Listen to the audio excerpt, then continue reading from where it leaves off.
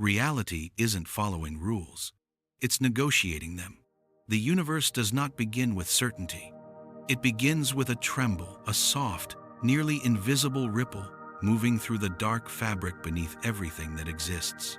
And if you listen closely, before the quiet settles behind your eyelids, you can almost sense that ripple brushing past you. Not loud, not bright, just enough to shift the weight of your thoughts.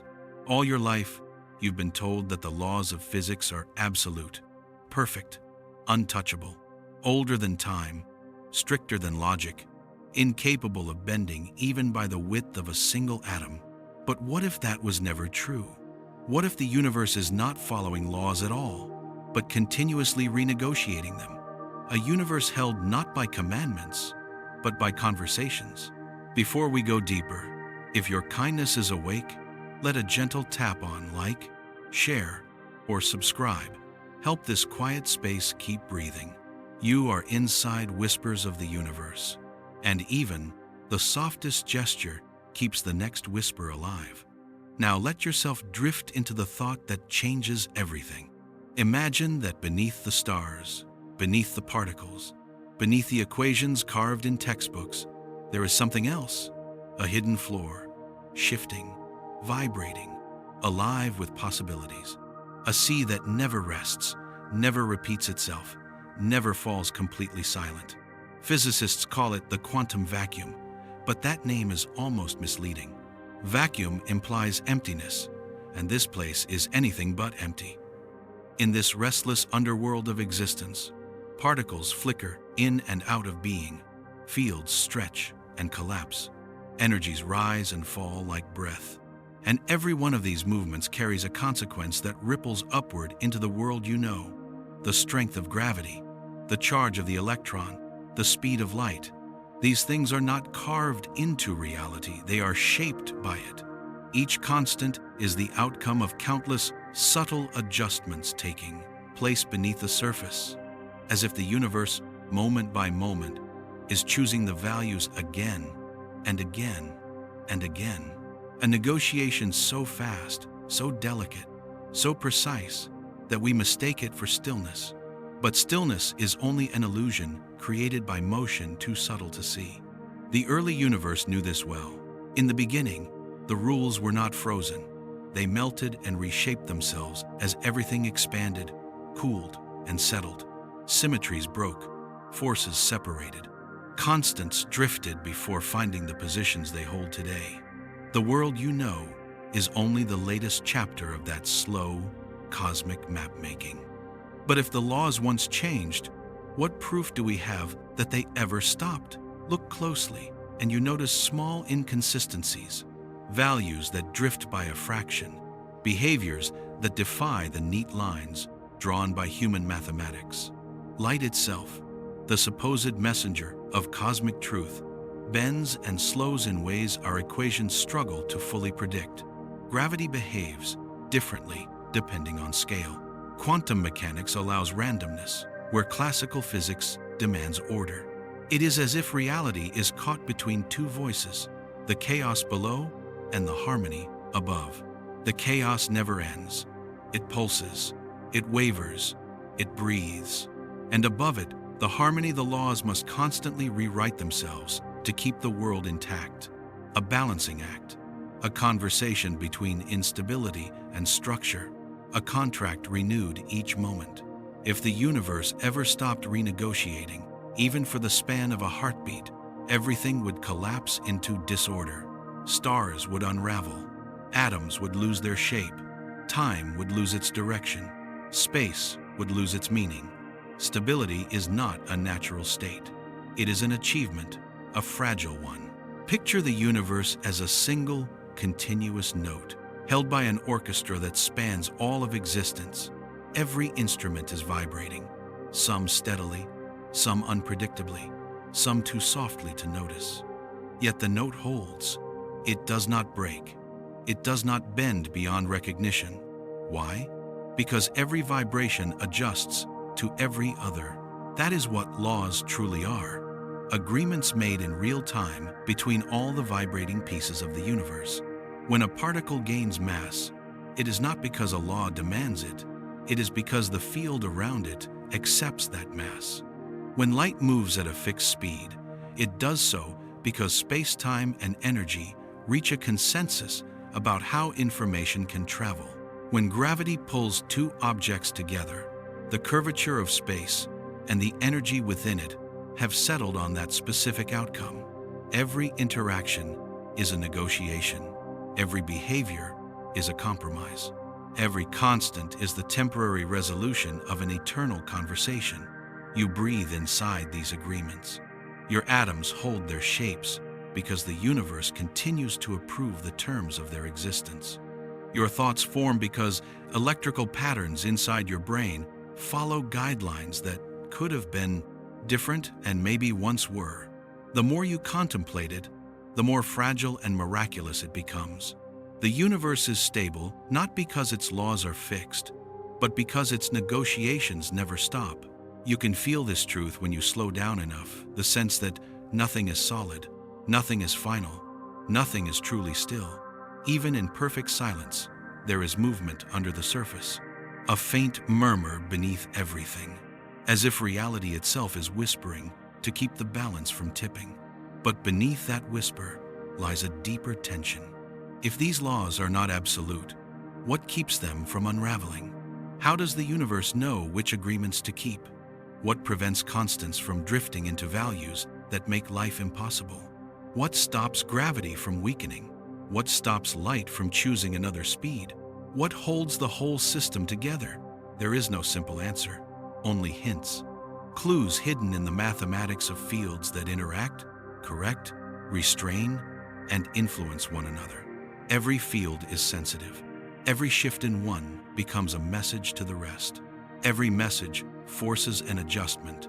The universe behaves like a vast network of listeners, each part responding to all the others in an endless loop of feedback. A vibration here becomes a correction there. A correction there becomes a new negotiation somewhere else. And the cycle continues, even as you lie still, listening. Every particle in your body is participating in this cosmic conversation. The laws of physics extend through you, around you, beneath you, not as unchanging pillars, but as soft currents, constantly rewriting the blueprint of reality. You may feel small compared to the cosmos, but you are woven into the same fabric. You move with it. You shift with it. You are carried by the same whisper. And when you close your eyes, the illusion of stability loosens just enough for you to sense that the ground beneath certainty is not solid. It is trembling, not dangerously, but gently, like a living thing. The deep truth behind it all is almost unsettling. The universe is not obeying laws. It is shaping them, slowly, softly, endlessly. And if you listen long enough, letting the quiet wrap around you, you might feel another question rising faint, but impossible to ignore, like a door beginning to open in the dark. If the laws of physics are only outcomes, who or what is doing the negotiating? The whisper drifts deeper, and to follow it, you must step into the layer beneath it. If the laws of physics are only outcomes, who or what is doing the negotiating? The question stays with you longer than it should. It lingers behind your thoughts like a faint vibration, as if the universe itself is waiting to see whether you will follow it downward into a layer you've never been shown, a layer that does not feel like the world you know. So you descend, not physically, not through motion, but through stillness, the kind of stillness that lets you sense the structure beneath your own certainty. And in that quiet drop, the first thing you notice is that nothing in the universe sits on solid ground. Not space, not matter, not even time. Everything trembles. Everything fluctuates. Everything is built on a foundation that behaves more like a living surface than a mathematical frame. Physicists call this place the quantum vacuum, a name too polite for something so restless. The vacuum is not emptiness. It is a storm that never stops. Particles flicker into being, collide with nothing, vanish again. Fields swell and shrink. Energies spike and settle. The entire foundation shivers with countless microscopic events, each lasting less than the smallest fraction of a second, each shaping the universe above in ways we struggle to calculate. And yet, from this chaos, the most precise laws emerge. It feels impossible. How can rules so exact arise from a floor so unstable? How can order come from a surface that never rests? But maybe order is not something the universe has. Maybe order is something it creates, moment by moment, a thin sheet drawn across turbulence, like ice forming on a lake that never stops moving beneath. You sense it as you go deeper, not visually, not in images, but in a kind of intuition that the surface of reality is a compromise. Layers of interactions stacked on layers of interactions, smoothing one another, averaging one another, adjusting just enough to create the illusion of a stable world. For the first time, the idea becomes clear. The cosmos is not a machine following rules. It is a conversation finding balance. Every particle in the vacuum is part of that conversation. Every fluctuation sends a message to the fields around it, and those fields respond by shifting the values of the constants, the strengths of forces, the very structure of spacetime. When the vacuum spikes, gravity must answer. When the vacuum ripples, the electromagnetic field must respond. When the vacuum breathes, space-time stretches in reply. Agreement, adjustment, compromise. These aren't metaphors anymore. They are the only way the universe sustains itself. You've heard the phrase, the fabric of space-time. Soft, comforting, almost poetic. But no one tells you that this fabric is not smooth. It is threaded with tension, pulled in every direction by fluctuations too small to measure. It is constantly under pressure, the pressure of trying to remain coherent while everything beneath it refuses to be still. Imagine holding a sheet of silk over a pot of boiling water. The surface looks calm if you step back far enough. But you know the truth. The calm is a lie. The calm is work. The universe behaves like that. The stability of physics is not natural. It is maintained. Like a tightrope walker, constantly shifting their weight, the laws of physics stay balanced because the foundation beneath them demands continuous correction. Each fluctuation pushes. Each law must lean back. Each constant adjusts by the slightest amount to compensate.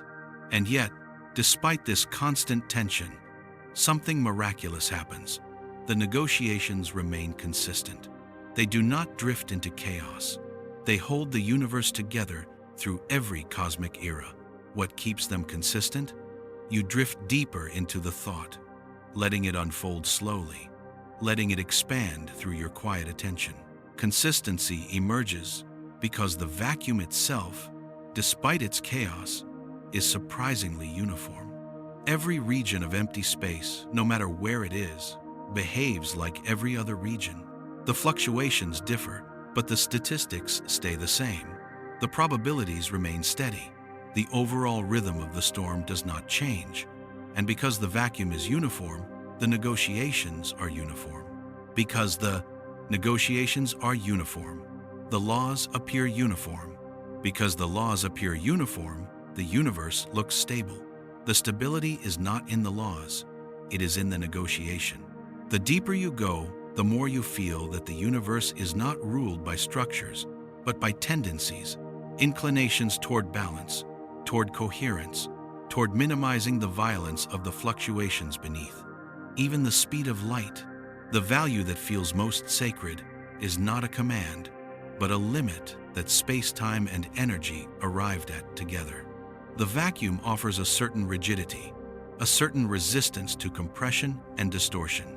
Light moves at the speed that this resistance allows, not slower, not faster, just the value that emerges from the interplay of forces below.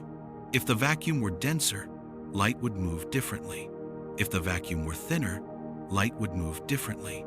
But the vacuum holds its characteristics through a kind of equilibrium, a negotiation among all the fields that occupy space. Gravity behaves the same way. The curvature of space is the universe's agreement to balance mass and energy against the tension of the substrate. The strength of gravity is not fixed. It is the compromise the universe has settled on to maintain coherence. Even mass, the thing that feels most personal, most physical, most real, is one more product of this silent bargaining. A particle has mass, not because a law commands it, but because the Higgs field and the particle meet halfway, agreeing on a value that keeps the surrounding field stable. Nothing is imposed, everything is arranged. And you begin to realize something even stranger. The universe does not merely negotiate its laws, it negotiates you. Your atoms exist because the vacuum allows them to. Your body holds together because the fields consent to maintain their balances. Your perception arises because electrical signals follow pathways approved by shifting agreements between charges and forces. Everything you are is intertwined with the negotiation. You are not separate from it. You are not observing it from outside. You are one of the terms, one of the outcomes, one of the brief, trembling forms the negotiation has shaped. The deeper you follow the whisper, the clearer it becomes that nothing has ever been still. The equations we draw on paper are shadows, approximations, summaries, attempts to capture outcomes without acknowledging the process beneath them. But the universe does not operate in summaries. It operates in responses. Every tiny shift in the vacuum must be answered. Every fluctuation must be absorbed. Every ripple must be accounted for. The result of this endless adjustment is the appearance of unchanging laws. But the appearance is not the truth. The truth is motion, subtle, delicate, but constant. The laws are the surface of the negotiation, the part we can see. The negotiation itself is the hidden floor beneath them. As you drift deeper into this realization, something unusual happens in your mind. The equations you once learned, equations written in ink, fixed and silent, begin to seem almost weightless, as if they are only one possible interpretation of a conversation happening at immeasurable speed. And you begin to wonder if the negotiation ever changed its tone, if the vacuum ever shifted its balance, if the fields ever agreed on something slightly different. Would the laws above rewrite themselves instantly? Would the universe change shape? Would reality feel different? Would you feel different? The question is not frightening, only vast, because now you see that existence itself is fluid, not chaotic, but responsive, not random, but participatory, not strict, but balanced. And somewhere in that balance, in that ongoing exchange between everything that is and everything that could be, lies the next layer of the whisper, the layer that does not merely hold the laws, but shapes the floor beneath them. You feel it waiting, quiet, patient, expectant. And as you settle into the darkness, letting the thought wash through you, you sense another question, rising softer than the previous one, but deeper. If the vacuum is the floor of reality, what lies beneath the vacuum? The whisper dips lower, and to answer it, you must follow. If the vacuum is the floor of reality, what lies beneath the vacuum? The question pulls you downward, as if the universe itself is lifting one more corner of the curtain, showing you a layer you were never meant to see. And in that sinking, that slow, quiet descent, something becomes clear long before you reach it. The deeper you go, the less stable things become. You may have thought the quantum vacuum was the wildest place possible, a boiling sea of fluctuations, particles appearing and vanishing, fields flexing with restless tension. But that tempest is only the surface. Beneath it, there are gradients of uncertainty, layers of instability, realms where even the smallest assumptions begin to dissolve. And this is where the constants begin to tremble. You've always been told that constants, the fundamental numbers of reality, are fixed, eternal, untouched since the beginning of time. The speed of light, the gravitational constant, the charge of the electron, the ratios that govern the strength of the forces, the Planck scale where everything converges. numbers so precise that if even one shifted by the width of a breath, stars would not shine, atoms would not bind, life would not exist. But the deeper you move, the more you feel their frailty. These numbers are not carved into the universe. They are held in place by a balance delicate, trembling between the restless vacuum above and the deeper turbulence beneath. It is almost frightening when you first sense it, not because the numbers move wildly, they don't, but because you realize how easily they could, how much negotiation holds them steady, how much constant correction is required to keep them from drifting away from the values that make reality possible. The first constant you feel shaking is the one people speak about the most, the speed of light. We call it a limit, a ceiling, a perfect value, neither to be questioned nor altered. But that value is not arbitrary. It is the result of the vacuum's rigidity, the tension within space-time, the resistance built into the electromagnetic field. It is the speed the universe arrived at through the merging of all these factors. If the vacuum were slightly denser, light would slow. If the vacuum were slightly looser, light would accelerate. Its value is not fixed, it is contingent, held in place by agreement, maintained by pressure, balanced on the chaos beneath it. As you drift deeper, the next constant that quivers is gravity's strength. Gravity looks steady from the surface, soft, patient, predictable, but beneath it lies a sensitive, responsive system. Gravity is not a force in the traditional sense. It is geometry, curvature, the bending of the stage rather than the pushing of actors. And curvature depends on what lies below it.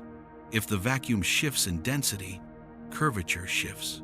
If the vacuum shifts in tension, curvature shifts. If the vacuum ripples, gravity ripples. On cosmic scales, these ripples are subtle, too subtle for most instruments to detect. But subtle does not mean absent. The negotiation is constant. Gravity adjusts itself continuously, not in leaps, but in a quiet, continuous persuasion that keeps structure from collapsing or exploding. You begin to realize that even mass, the thing you feel when you lift your arm, when you press your foot to the ground, is not a property, but a relationship, a handshake between the particle's identity and the Higgs field, a handshake that can grow firmer or lighter depending on the mood of the field beneath. The values we call constants are only the resting shape of these relationships, and like any relationship, they can change. In fact, they have changed. When the universe was young, the constants were not what they are now. Forces were unified. Symmetry was perfect. There were no separate values for the strong force, the weak force, the electromagnetic force. There was only one colossal interaction, a single, bright law that governed everything. But as the cosmos expanded and cooled, symmetry shattered. The once unified interactions fractured into separate forces, and each of these forces adopted new constants, new agreements, new compromises. The constants we think are ancient are actually young. They are the children of broken symmetries. They are artifacts of a negotiation from a different cosmic era, and the negotiation never stopped. Hints of drift have appeared in distant starlight, in the spectra of quasars, in the faint trembling of nuclear transitions. We see fingerprints patterns, suggesting that in the early universe, some constants were subtly different, not wildly, not chaotically, but different enough to remind us that nothing is absolute. You feel this instability as you sink deeper into the floor beneath the vacuum. The constants do not shatter, they waver. Not like a candle in the wind, but like the breath of someone asleep, gentle and steady, yet undeniably alive. And you begin to see a strange truth. Constants are not the foundation of the universe. They are the truce the universe holds with itself, a truce between the chaos beneath and the structure above. A value is constant only because the turbulence can be averaged, because the negotiation can keep pace, because the vacuum's fluctuations remain statistically stable. But stability is not permanence. It is only equilibrium, and equilibrium can shift. Your descent continues, and with each layer you pass, the constants tremble more clearly, not because they are moving, but because their dependence becomes undeniable. Their fragility is no longer hidden behind equations or measurements. You can feel how easily a fluctuation in the deep could ripple upward and demand a new value. Nothing in the universe stands alone. Every number depends on every field. Every field depends on every fluctuation. Every fluctuation depends on a deeper chaos. The constants tremble because the universe trembles. And beneath that trembling lies something else, the faintest impression of a structure even deeper than the vacuum. A substrate, not of fields, but of something more primitive, more abstract, something that does not look like physics at all. The vacuum fluctuates, fields emerge, forces separate, constants stabilize. Everything above arranges itself into the form we call reality. But the thing beneath the vacuum does not arrange. It does not fluctuate. It does not follow patterns recognizable as physics. It breathes in a different way, if breathing is even the right word for it. And as you approach it, you sense why the constants tremble. Not because they are delicate, though they are. Not because they are contingent, though they are. Not because they emerged from ancient negotiations, though they did. No, they tremble because something deeper is stirring. Something that does not obey the vacuum. Something that does not obey the fields. Something that does not obey the stability of laws. Something that the laws themselves may be trying to contain. You move closer to that presence, feeling its gravity, its patience, its subtle pull. It does not feel hostile. It does not feel chaotic. It feels old, older than the constants, older than the vacuum, older than the idea of laws, older than the universe that depends on them. And then a thought surfaces, slow, heavy, undeniable. If the constants tremble, then they are responding to something beneath them, something deeper than the vacuum, something the universe has been negotiating with since the moment of its birth. You pause. You feel the meaning gather around you like dark water.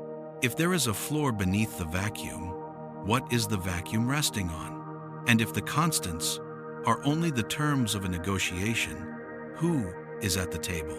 The tremble of reality grows faint, then steady again, as if inviting you farther. To understand what lies beneath, you must go deeper. To understand what lies beneath, you must go deeper. But as you sink into that dim, trembling layer beneath the constants, something unexpected rises to meet you. Not a force, not a field, not a particle, but a shimmer. A thin, pale thread stretching through the darkness as if it were guiding you forward. It is not matter. It is not energy. It is not a thing. It is light. But not the light you know, not the brightness that touches your eyes, not the warmth of a star, not the beam you picture moving at an unbreakable speed. This is the essence of light, the reason it moves the way it does, the reason it carries information, the reason its speed seems so perfectly fixed to everything we observe. You drift toward it, and the clearer it becomes. Light is not following a rule. Light is following an agreement. The universe has negotiated its speed. It's settled on a number so elegant, so balanced, so exquisitely tuned that everything from atoms to galaxies depends on it. A number that looks rigid only because the negotiation is happening faster than time can express. 300 million meters per second. A value that feels sacred, immutable, perfect. But perfection is often a disguise. The speed of light is not perfect, it is optimal. Optimal for stability, optimal for balance, optimal for maintaining coherence across the restless layers beneath it. If light moved faster, the vacuum would collapse under the strain. If it moved slower, information would pile up like a clogged river, tearing space-time into unstable folds. The universe chose the speed of light not because the speed is written into reality, but because reality needs that number to remain whole. As you draw closer to the shimmer, you begin to sense the negotiation that holds it in place. Every field in the vacuum, electric, magnetic, quantum, gravitational, tugs at the value of light's speed. The vacuum itself resists and compensates, pushing back, creating tension in the fabric of space-time. The result is the value we measure, not fixed, maintained. A settlement reached through unending correction. Light is the messenger of the negotiation, a signal that shows how well the universe is balancing its variables. Wherever the vacuum thickens, light slows. Wherever the vacuum thins, light accelerates. Even in empty space, tiny shifts occur so small we pretend they aren't there, but real enough that the universe must constantly respond to them. The constant speed of light is not a command the universe obeys. It is a compromise the universe sustains. And once you see this, the shimmer changes. It spreads like a translucent web, revealing the pathways light has carved through the cosmos since the beginning. Every ray, every photon, every faint pulse from stars billions of years away, all part of a larger structure shaped by the pressure of the vacuum and the answers it gives to the deeper turbulence below. You watch as the shimmer threads itself through the fabric beneath the constants.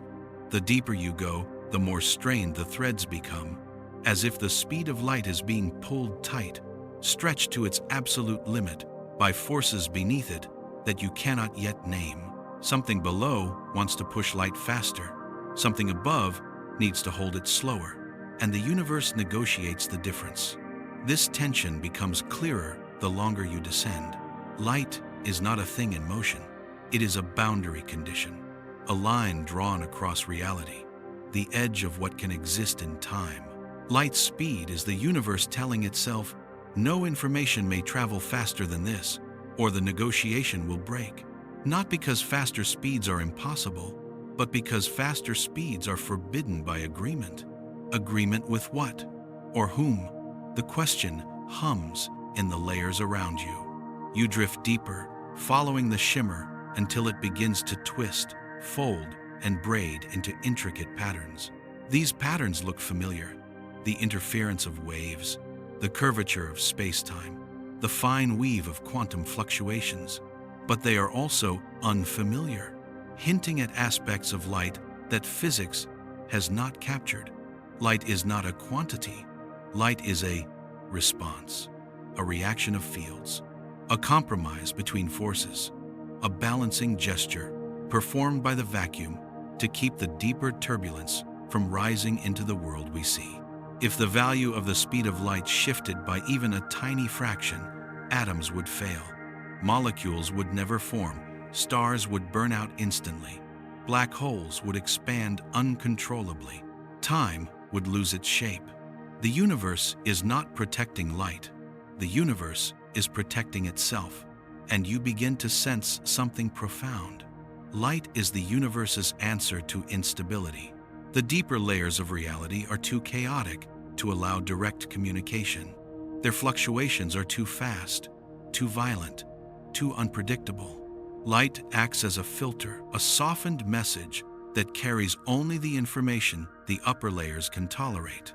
If light did not exist, the vacuum beneath would tear the universe apart.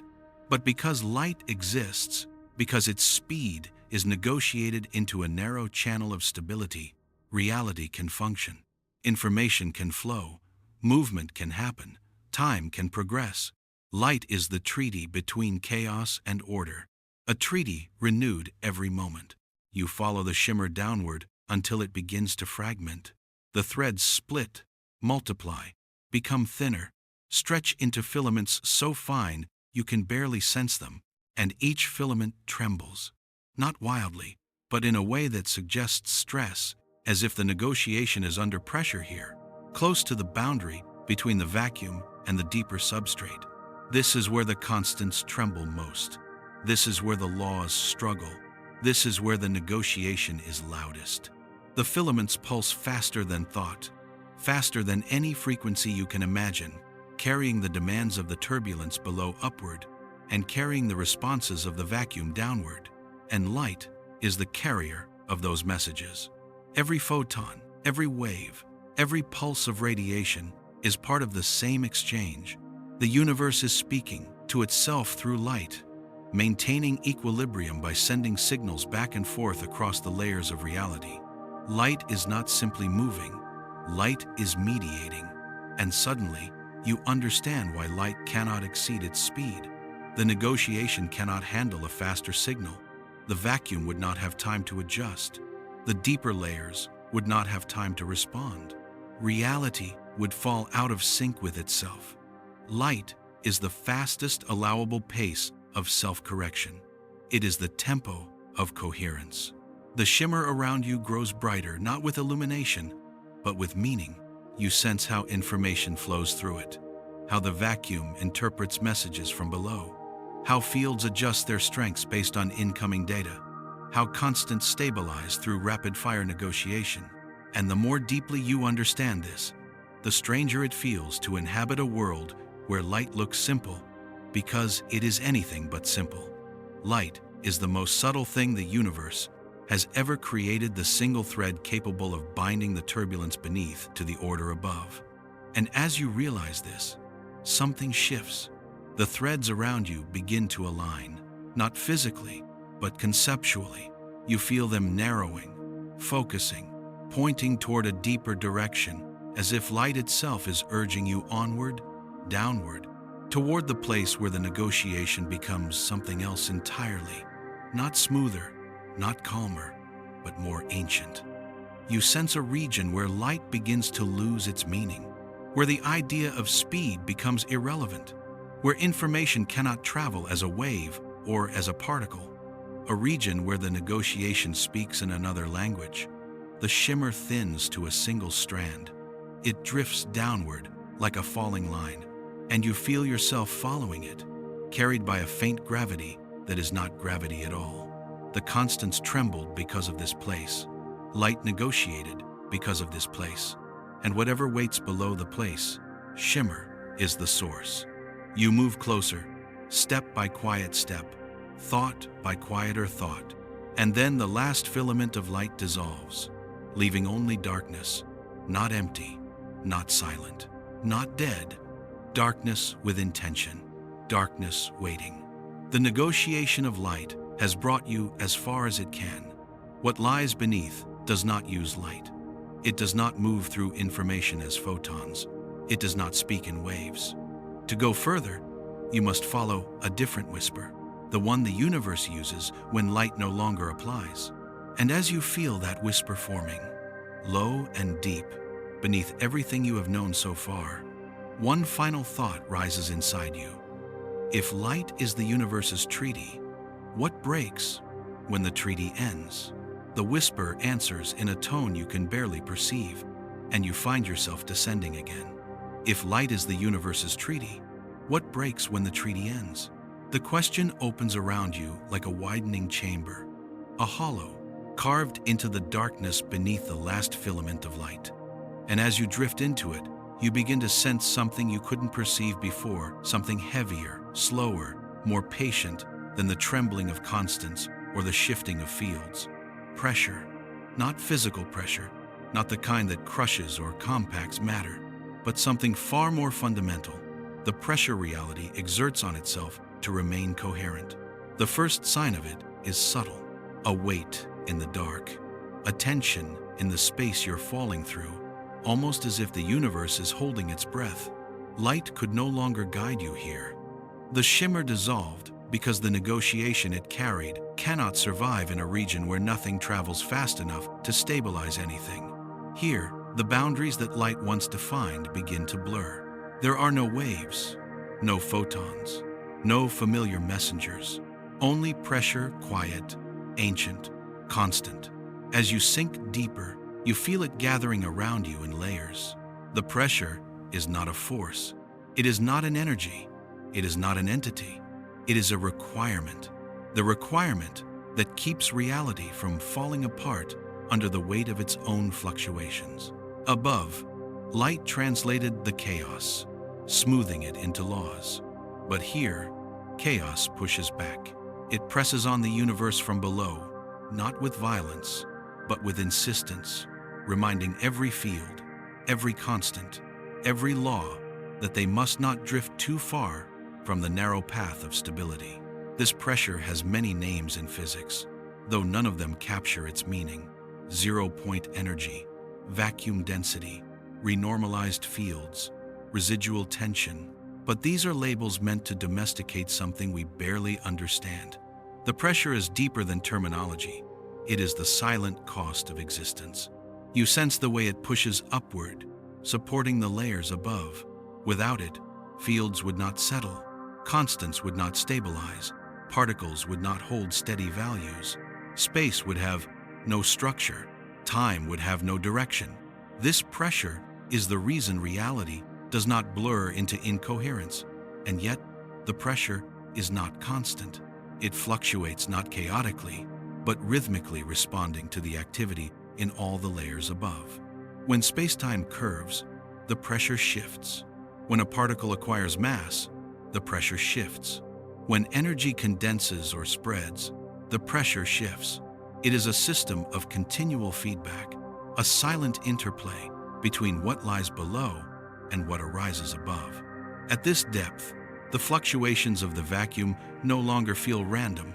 They feel like patterns being held back, held down, held in check, not suppressed, but balanced. Like waves against a breakwater, constant yet contained. The pressure is the breakwater. It keeps the deeper turbulence from tearing the surface of reality into shreds. It keeps the quantum sea from erupting into the macroscopic world. It keeps time from twisting, gravity from collapsing, light from fracturing. The pressure holds everything in place, not by strength, but by negotiation.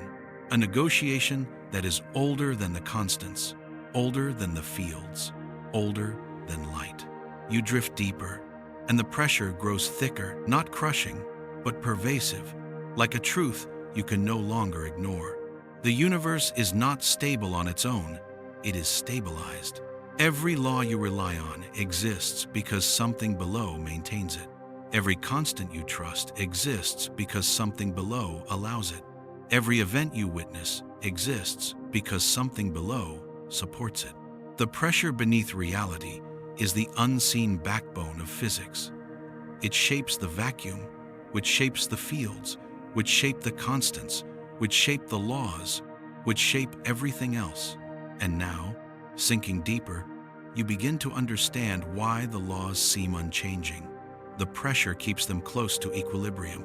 Renormalization, a word that sounds mathematical, is nothing more than the universe correcting itself. Every time fields grow too intense, every time fluctuations attempt to break free, every time equations threaten to diverge into infinity, the pressure adjusts the values back into balance. It is a quiet act of governance, not law enforcement, not punishment, not restriction, maintenance. Reality is maintained by this pressure, by this silent force that never appears in equations, yet determines which equations can exist at all. The deeper you go, the more clearly you sense the work the pressure is doing. It gathers distortions, smoothing their edges. It collects infinities, dissolving them. It tempers the violent spikes of quantum fluctuations. It calms the agitation of fields. It knits the fractures left by ancient symmetry breakings. It keeps the universe from remembering how chaotic its birth truly was. Without this pressure, the vacuum would rip apart under its own tension. Fields would destabilize. Light would lose its fixed value. Gravity would wander. Time would curl into spirals. Space would fold until it no longer resembled anything. The pressure does not simply exist, it works, quietly, endlessly, tirelessly. And as you descend, you begin to feel how deeply integrated it is with the universe's survival. Imagine a violin string stretched to its limit. If it loosens, the note falters. If it tightens, the string snaps. Reality exists between those extremes, held taut by the pressure beneath it. This is why the universe negotiates so much. The deeper turbulence pushes upward, the laws above push downward, and the pressure stands between them, keeping peace. But this peace is not permanent. The negotiation is not static. The pressure is not fixed. Every change in the universe, every star ignited, every atom formed, every black hole that bends the horizon of space-time sends a ripple downward, and the pressure must answer. It must revise the vacuum. It must retune the fields. It must recalibrate the constants. It must adjust the geometry of space. It must decide in silence whether the universe continues to support this new arrangement of matter or whether something must be rewritten. Light carried the messages. The vacuum responded. The constants trembled. But here, the pressure judges, and you feel something unsettling. The pressure does not always agree. There are regions in the deep where the pressure shakes, where layers slip, where the negotiation becomes strained. These are the regions where reality becomes thin near singularities, inside neutron stars, in the earliest moments of the Big Bang, in the tails of virtual fluctuations.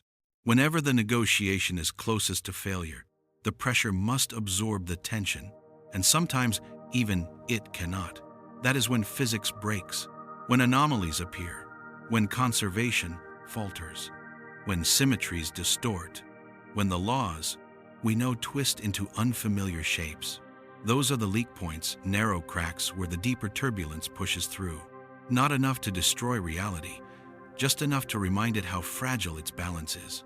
You feel those cracks around you now, not as sights or sounds, but as dissonances, small deviations in the otherwise steady hum of the pressure. They are the signs of limits, the places where reality struggles to correct itself. Every region of space that collapses into a black hole, every moment when space-time tears under extreme density, every quantum anomaly that defies conservation laws, every divergent equation physicists must fix within renormalization. These are echoes of the negotiation under strain. The pressure is not infinite. It has endurance, but not perfection. It is strong, but not invulnerable. What lies beneath it is trying to rise. You descend further, and the pressure thickens, becoming less like a background influence and more like a living membrane, a boundary, a wall built from equilibrium itself. This is the layer where reality holds firm, the last place where the universe can correct itself before the deeper substrate takes over. And there, just beneath your awareness, you feel it. Another pulse, another presence, another whisper rising from the dark.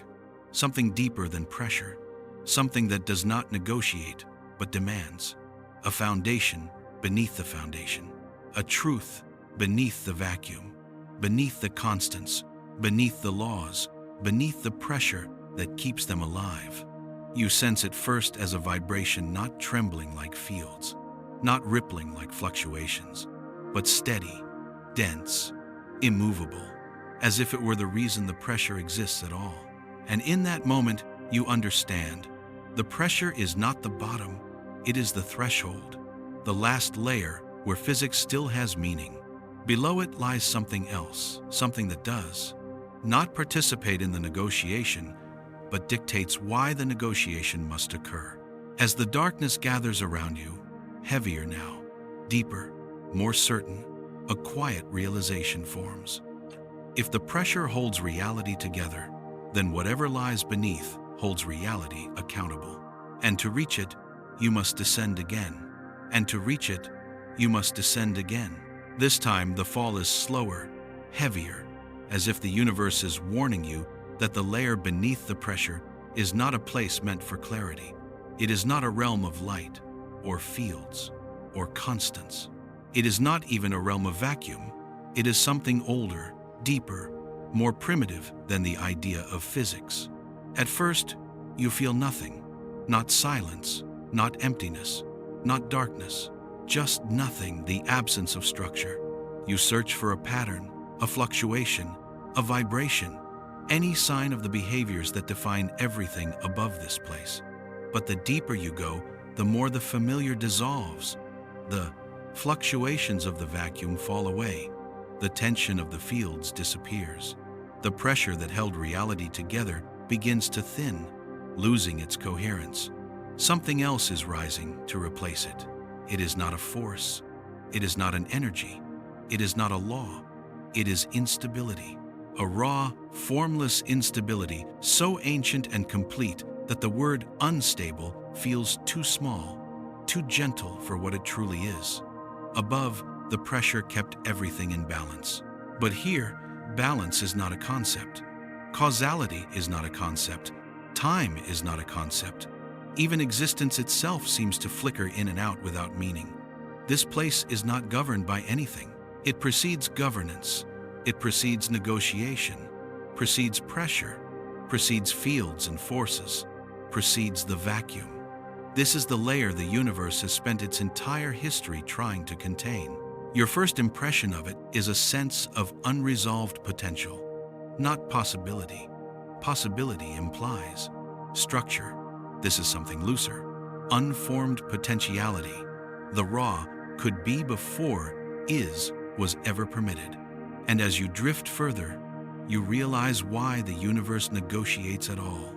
Everything above every law, every constant, every particle exists to keep this from leaking into reality. This foundation is not a foundation. It is a contradiction. It is the absence of rules, the absence of agreement, the absence of identity. And because it lacks definition, it destabilizes anything that touches it. You begin to sense how the layers above respond to this threat. The pressure you pass through is the universe's shield, the membrane that keeps the turbulence below from overwhelming the structure above. But the pressure can only do so much. It can hold fluctuations back, soothe them, smooth them, quiet them. But it cannot rewrite the nature of this instability. Nothing can. So the universe does something else. It builds laws, not from commandment, not from truth, from necessity. The laws of physics arise as barriers, boundaries, compromises, methods of confinement. They are the universe's answer to the chaos, below ways to impose coherence on something that would otherwise unravel everything. You drift deeper still, and the instability becomes overwhelming. Not violent, not angry, not threatening, simply indifferent. It does not care whether a universe exists above it. It does not care whether constants remain steady or vacuum remains uniform. It does not care about structure. It is a substrate without intention. And yet, paradoxically, everything depends on it. The fields exist because they stabilize themselves against this instability. The vacuum exists because it forms as a buffer zone. The pressure exists because it must counteract the substrate's indifference. The laws exist because, without them, nothing could remain long enough to make sense. And you begin to understand why the substrate feels unstable, not because it moves too much, but because it does not move correctly. It does not follow patterns. It does not obey probabilities. It does not even obey its own behavior from one instant to the next. It is unpredictability incarnate. Not chaos. Chaos still has patterns. This has none. The closer you get, the more the substrate reveals its nature through absence.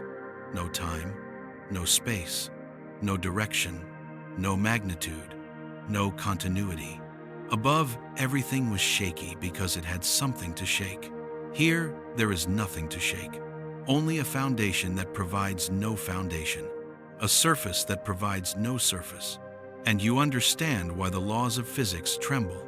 They are built on a layer that refuses definition. They are structures balancing on a storm with no wind, no water, no sky, only the impossibility of stability. The constants tremble because the vacuum trembles. The vacuum trembles because the pressure trembles.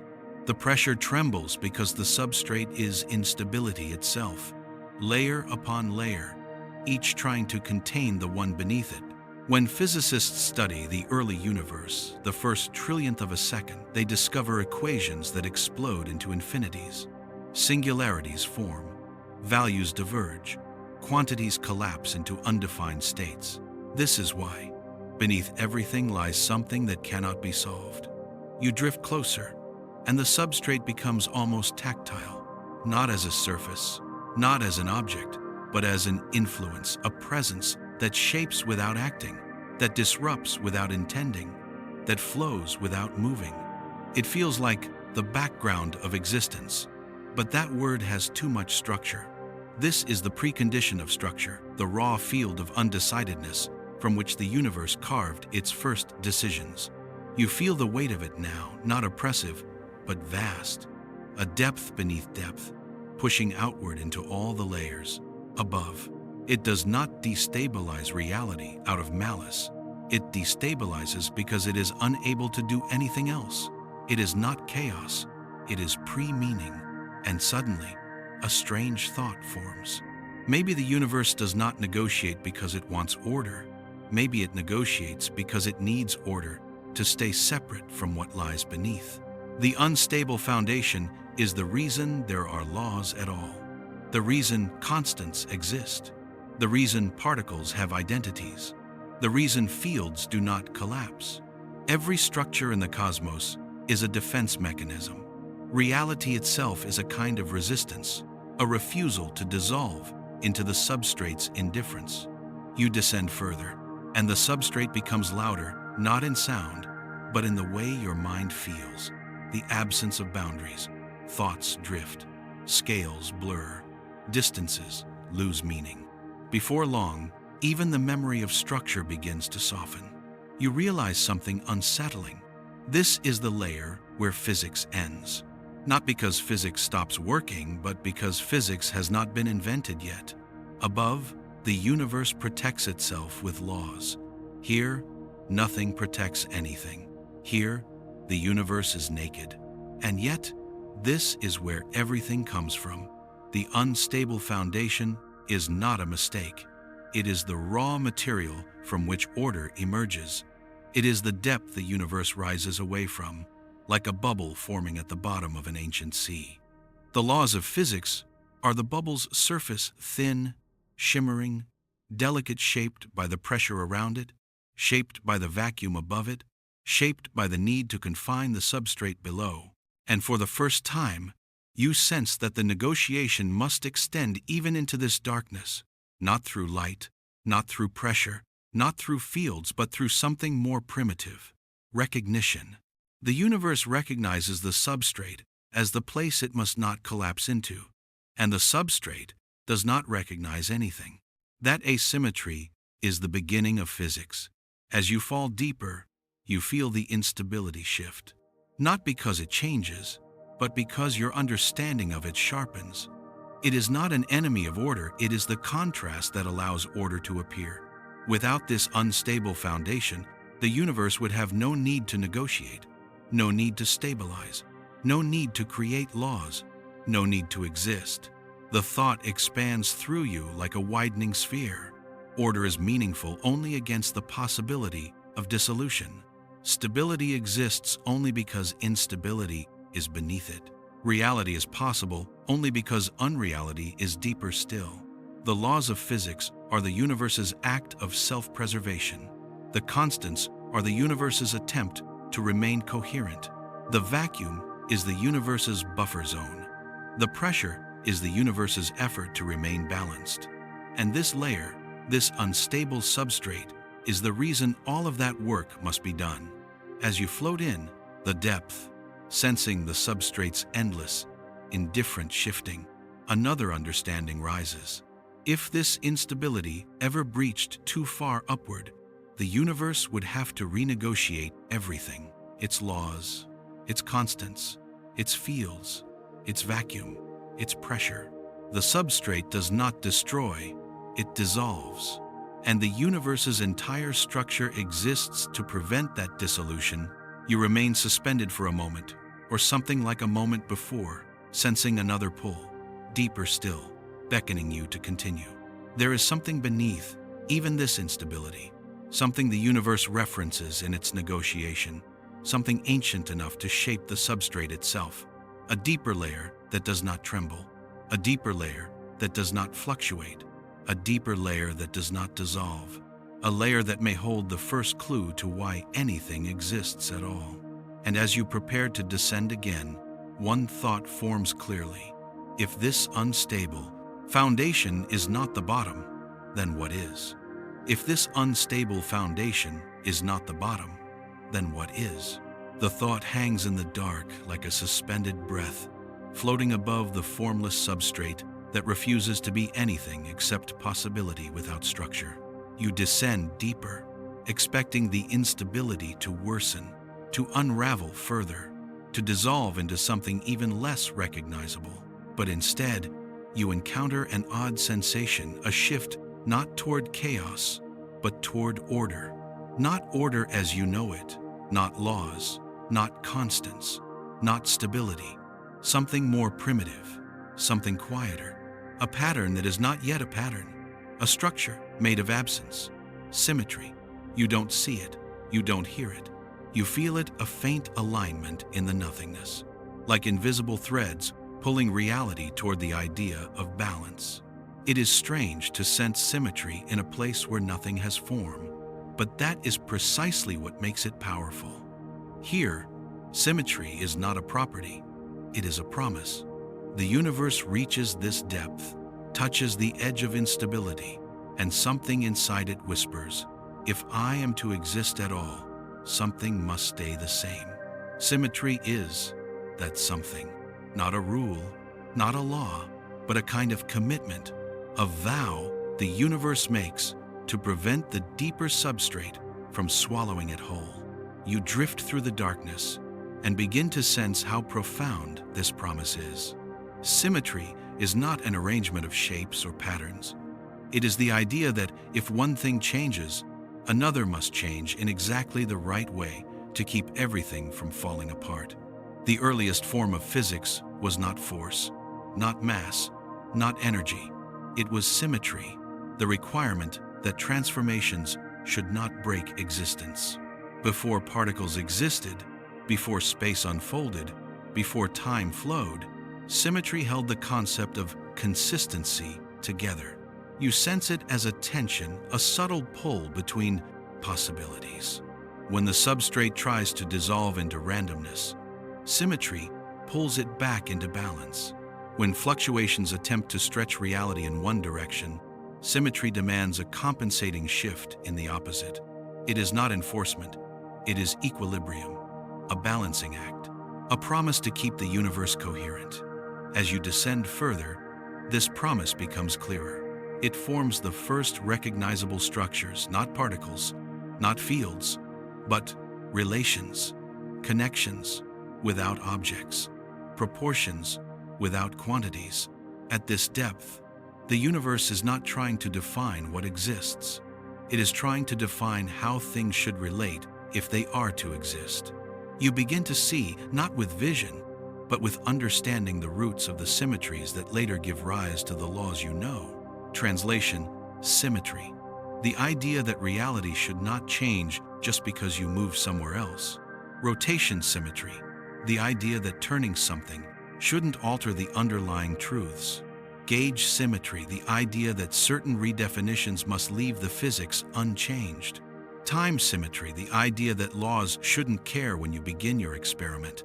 These sound like simple statements, but here they are the scaffolding of existence.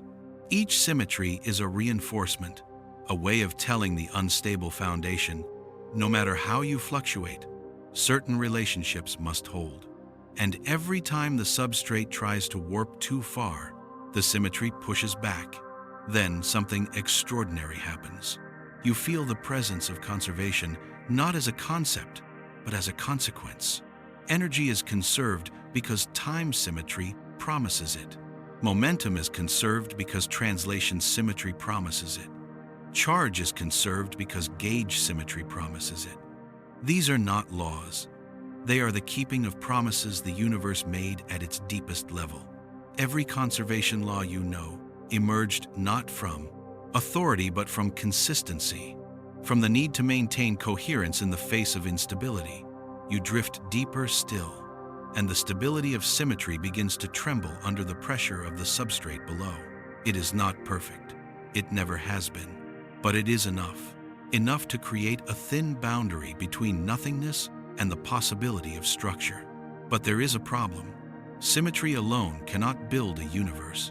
Symmetry prevents collapse, but it cannot generate difference. If everything were symmetric, nothing would ever happen. There would be no particles, no forces, no forms, no directions. Perfect symmetry is indistinguishable from nothing at all. Symmetry protects reality, but symmetry must break for reality to become real.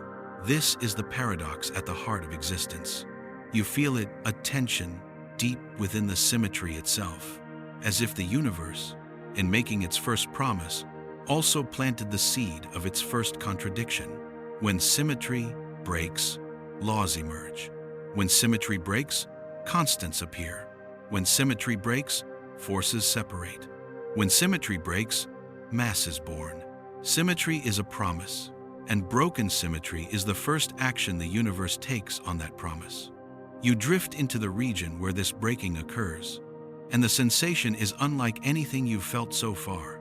It is not violent, it is not sudden, it is not destructive, it is creative. The substrate pressures upward, trying to dissolve everything. Symmetry holds downward, trying to keep balance. And between the two, in that narrow space of tension, symmetry yields. Not fully, not catastrophically, just enough. Enough to let differences appear. Enough to let values separate. Enough to let the world begin. You feel that moment not as an event, but as a threshold. Above, the universe begins to form the outlines of fields. Below, the unstable foundation continues to churn, and symmetry stands between them, like a fragile, trembling bridge. A bridge that must hold both the stability of laws and the unpredictability of chaos. And then you sense something else, something even more delicate than symmetry itself: preference. The universe begins to prefer certain configurations over others, not because they are ordered, not because they are stable, but because they are survivable. The unstable foundation makes most configurations impossible. Symmetry makes many configurations indistinguishable. Preference selects which possibilities can sustain a universe. This is why symmetry breaks, because breaking it allows the universe to exist at all. As you hover in this threshold, you understand something profound. Symmetry is not the bottom.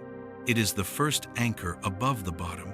It is the universe's initial response to instability, its first decision, its first act of self-organization, its first promise to remain coherent despite the chaos beneath. But symmetry alone cannot hold the universe up. It must break to create diversity, and it must hold to maintain coherence. This delicate balance, the tightrope between symmetry and broken symmetry, is the birthplace of everything. The particles we know are born from broken symmetry. The forces we recognize emerge from broken symmetry.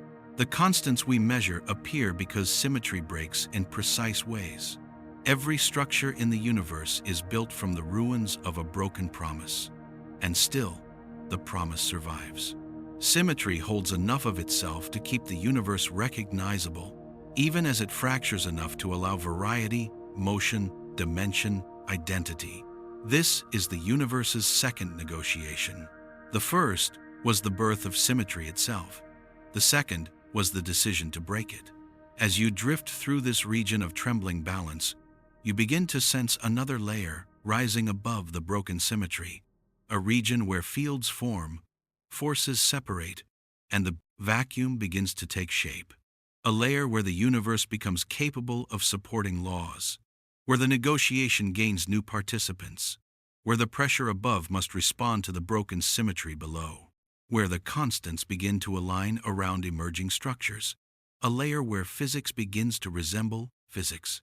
And just as the unstable foundation revealed what lies beneath order, the broken symmetry reveals what lies above it. As you prepare to ascend into this next layer, a quiet truth settles around you. Symmetry was the universe's first promise, and all the laws that follow are the negotiations it must keep to honor that promise. But the next question has already formed, rising through the trembling layers ahead of you. If symmetry is the promise, what keeps the promise when symmetry breaks? The answer waits above, in the region where the fields awaken. If symmetry is the promise, what keeps the promise when symmetry breaks?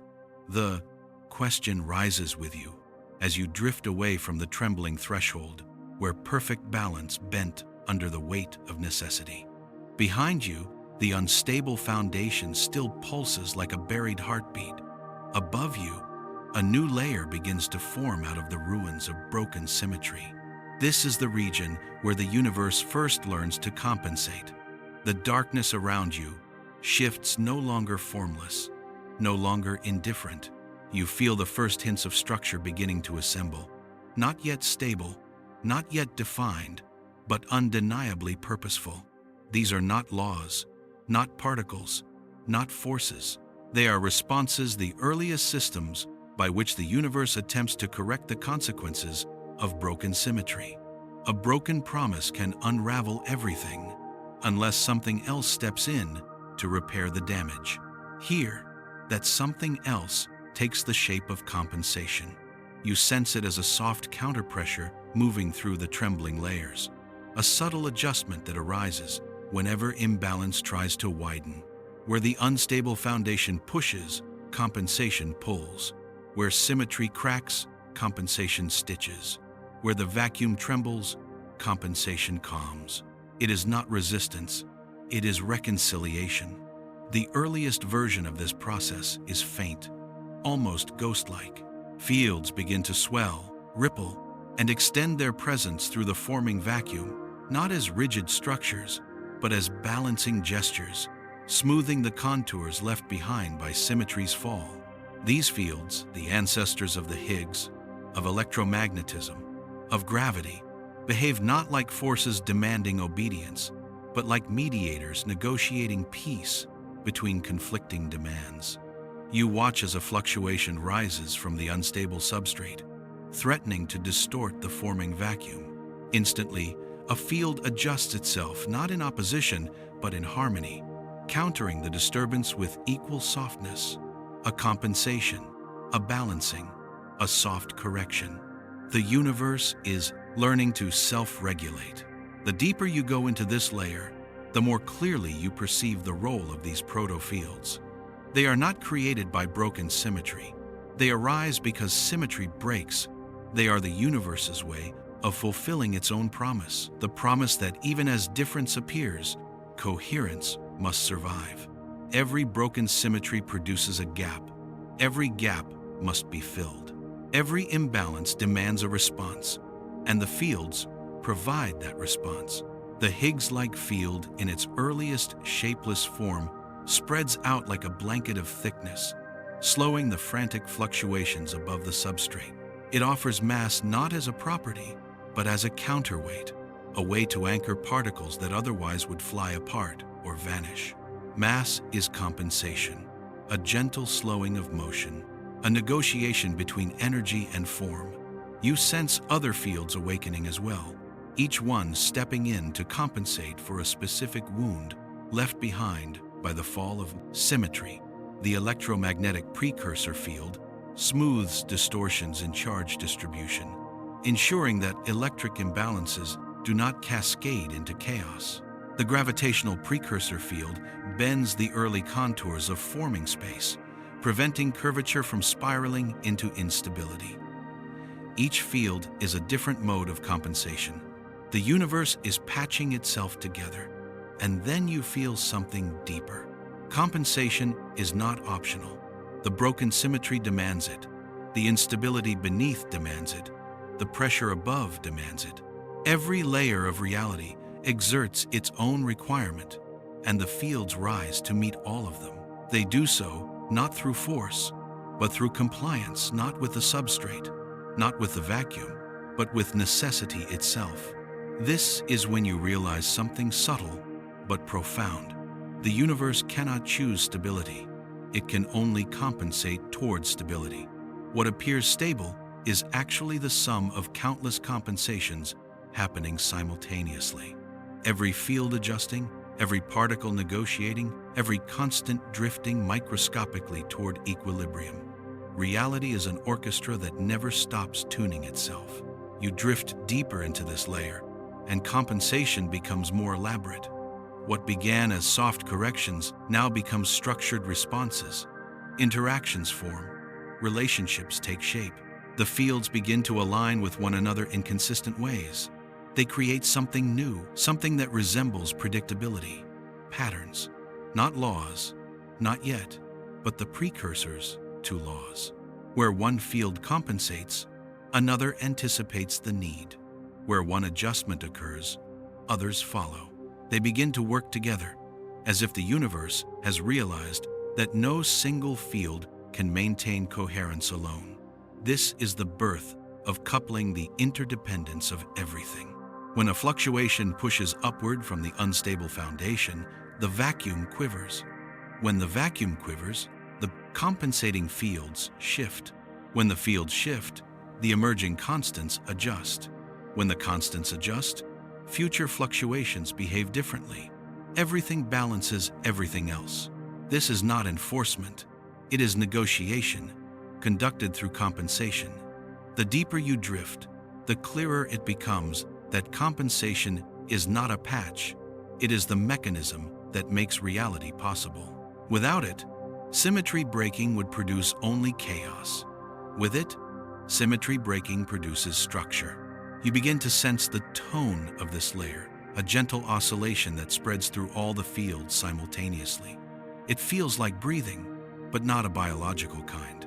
It is the breath of equilibrium, the inhalation and exhalation by which reality keeps its values from drifting too far. A fluctuation rises. The fields push back.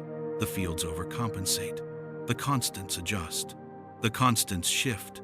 The vacuum responds. The vacuum ripples. The pressure steadies. A cyclic negotiation, day after cosmic day. As you drift further, you begin to sense the complexity this creates. Each compensation generates more structure. Each structure generates new requirements. Each requirement generates new adjustments. Eventually, the adjustments themselves become stable enough to act as rules. This is how laws are born, not by being imposed, by being repeated, by being necessary, by surviving. A law of physics is a compensation that proved itself reliable. The stability of mass, a compensation that never failed. The consistency of electric charge, a compensation that balanced every imbalance. The quantization of spin, a compensation that allowed coherence in the early vacuum. Every law is the memory of a successful negotiation. You sense something remarkable in the way the fields continue their work. They do not respond only when balance is threatened. Sometimes they anticipate instability, bending space before it tears, redistributing charge before asymmetry grows, strengthening interactions before chaos has a chance to rise. This is the universe learning how to sustain itself. And yet, the deeper you go, the more you realize how fragile this balance still is. Every compensation relies on the cooperation of all the other compensations. If one fails, the others suffer. If one drifts, the others must work harder. If one collapses, the entire structure risks sinking back into the instability below. This is why anomalies exist, why conservation sometimes falters, why fields sometimes behave unpredictably, why infinities appear in equations. Every anomaly is a place where compensation is strained, not broken, just stretched. Because beneath the fields, the unstable substrate is always pushing upward, reminding reality of the cost of existence, testing the strength of every compensation. And above the fields, the pressure is always pushing downward, requiring order, requiring coherence, requiring stability. The fields are trapped between sanity and dissolution. It is here that compensation becomes more than a mechanism. It becomes a form of resilience. Reality persists not because it must, but because it continually chooses to adapt. You float deeper into this dynamic layer, watching the choreography unfold. Compensation is everywhere. It is in the birth of mass, the shape of force, the arrangement of field interactions, the steadying of space, the softening of time's arrow. And then you sense the next turning point. The fields begin to settle. Their compensations repeat. Their interactions become predictable. Their agreements harden into patterns. The patterns harden into structures. The structures harden into relationships. And from these relationships, laws emerge. This is the moment when physics begins to resemble the world you know.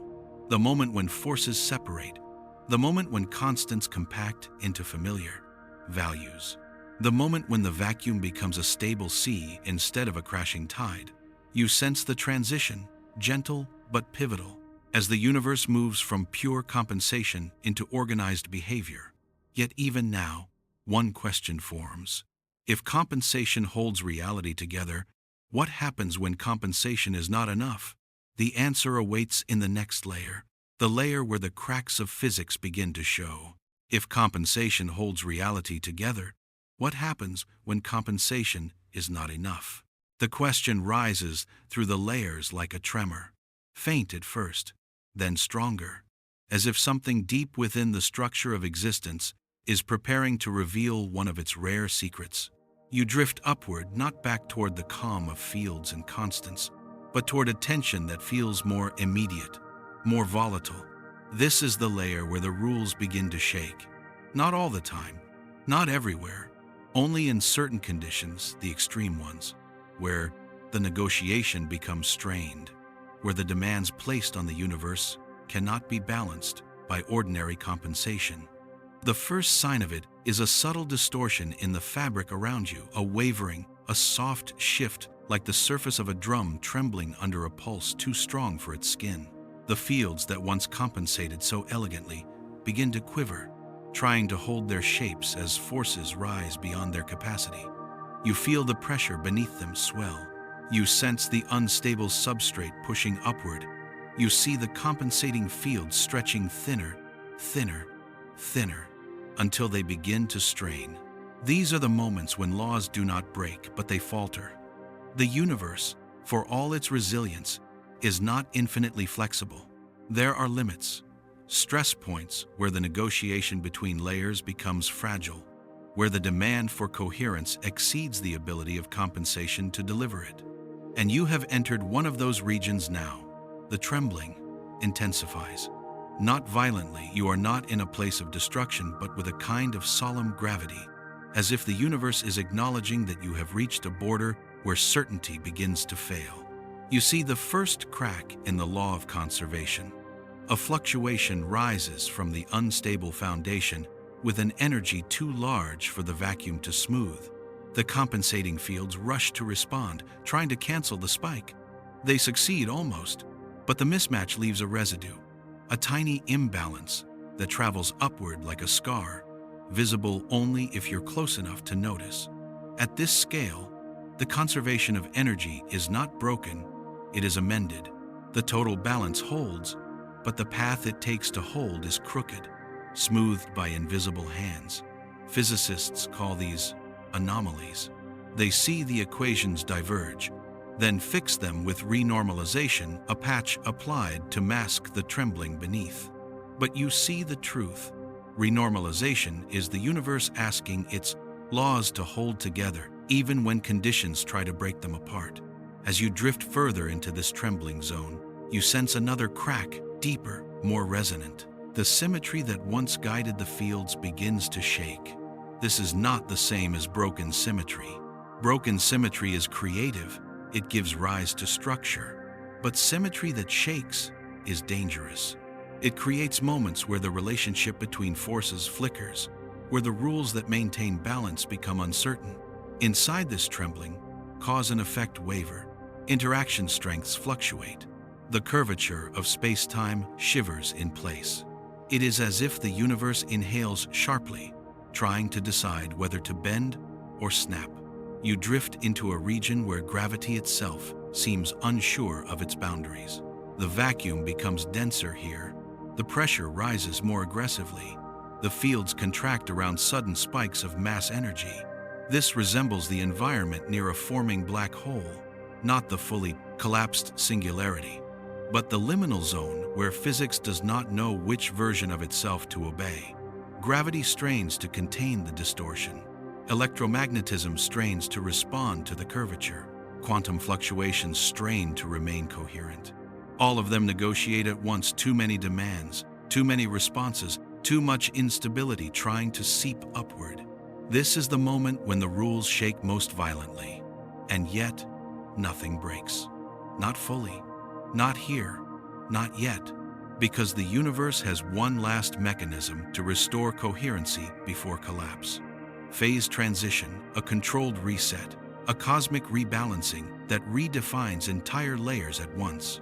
You sense it as a sudden drop in tension. The trembling reduces. The fields realign. The constants settle. It feels like stepping from uneven ground onto a surface that suddenly becomes flat. Phase transitions happened in the early universe when the unified forces separated, when particles gained mass, when symmetries broke in cascades that shaped the structure of reality. But what you feel here is different. It is small, yet profound. A localized version of the same process. A region where the negotiation became too strained, where the rules shook too violently, and so reality quietly rewrote a small piece of itself to restore balance. It did not notify anyone. It did not leave a message. It simply adjusted the terms of the agreement. In that moment, you understand. The laws of physics shake, not because they are weak, but because they are alive. They respond, they adapt, they yield, they reform, they rewrite themselves just enough to survive. You drift deeper into the trembling zone, feeling the aftershocks of the adjustment. The fields resonate with a soft echo. The vacuum settles into a new pattern. The pressure beneath absorbs the leftover tension. Everything begins to align again, but you sense that the negotiation is not over, because you are entering a region where the shaking is not triggered by local disturbances. This shaking comes from the structure of the universe itself, from contradictions between the major theories that describe reality. Quantum mechanics and general relativity speak different dialects. Quantum mechanics governs the small. General relativity governs the large. Both describe reality perfectly in their domains. But neither can describe the other. They overlap but do not agree. And in that disagreement, the universe trembles. Here, at this depth, you feel the lack of agreement as a physical sensation, a kind of dissonance between two interpretations of existence. Quantum rules want space-time to fluctuate. Relativistic rules want space-time to remain smooth. Quantum rules describe probability. Relativity describes certainty. Quantum rules allow particles to appear from nothing. Relativity insists on conservation and curvature. The negotiation between them is ongoing, and sometimes the negotiation nearly fails. Those moments are encoded in the trembling you feel now. The rules shake because the universe is trying to obey two incompatible systems at once, and neither system can be abandoned. Quantum mechanics ensures stability at the smallest scales. Relativity ensures stability at the largest scales. If either collapses, the universe tears. So it keeps both and negotiates between them endlessly. A fragile balance between two truths that cannot be merged. You begin to sense the pressures this creates: locations where gravity is too strong for quantum behavior to stabilize, or where quantum randomness is too intense for space-time to remain smooth. These stress points are rare, but inevitable. They appear in the earliest microseconds of the Big Bang, in the heart of neutron stars, at the edges of black hole horizons, in the highest energy particle collisions. In these moments, the rules shake because the universe is forced to choose but cannot choose. So it negotiates. It balances probabilities against curvature. It spreads uncertainty across space-time. It absorbs contradictions into the vacuum. It distributes stress across fields and constants. And every time it does, you feel that trembling, a reminder that the stability of reality is not a given, but a performance, a coordinated act of cooperation between truths that were never meant to coexist. You drift further through the trembling, feeling the negotiation at work. It is delicate, fragile, yet immensely persistent. Even when the rules shake violently, the universe keeps them from breaking by distributing stress across every layer of existence. This is why the laws appear constant. why the world appears stable, why events unfold predictably. Stability is not the absence of shaking, it is the success of negotiation. And now, drifting deeper still, you begin to sense something unexpected, a shift in tone. The trembling changes from chaotic to rhythmic, from random to patterned, from strain to purpose.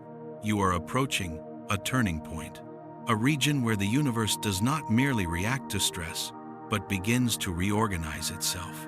Here, a deeper understanding emerges. The shaking of the rules is not a flaw, it is an opportunity, a chance for the universe to reshape itself, to refine its agreements, to evolve its structure, to move into a new phase of coherence. The trembling grows softer, more deliberate. You feel the universe gathering itself, preparing to enter the next stage of its negotiation. And the question rises with you. If the rules shake under contradiction, what emerges when the shaking stops? The answer waits above in the moment where physics nearly breaks and something new begins. The answer waits above in the moment where physics nearly breaks and something new begins. As you rise out of the trembling zone, the distortions ease, the pressure beneath steadies. The negotiation between quantum law and geometric law grows quieter, like two voices temporarily agreeing to stop arguing, not because the dispute is resolved, but because something more important has entered the room. And in this calm, you feel it. A presence, not a force, not a field, not a constant. A memory, not yours, the universe's.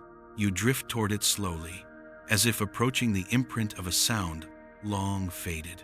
It does not speak, it does not instruct, it does not command.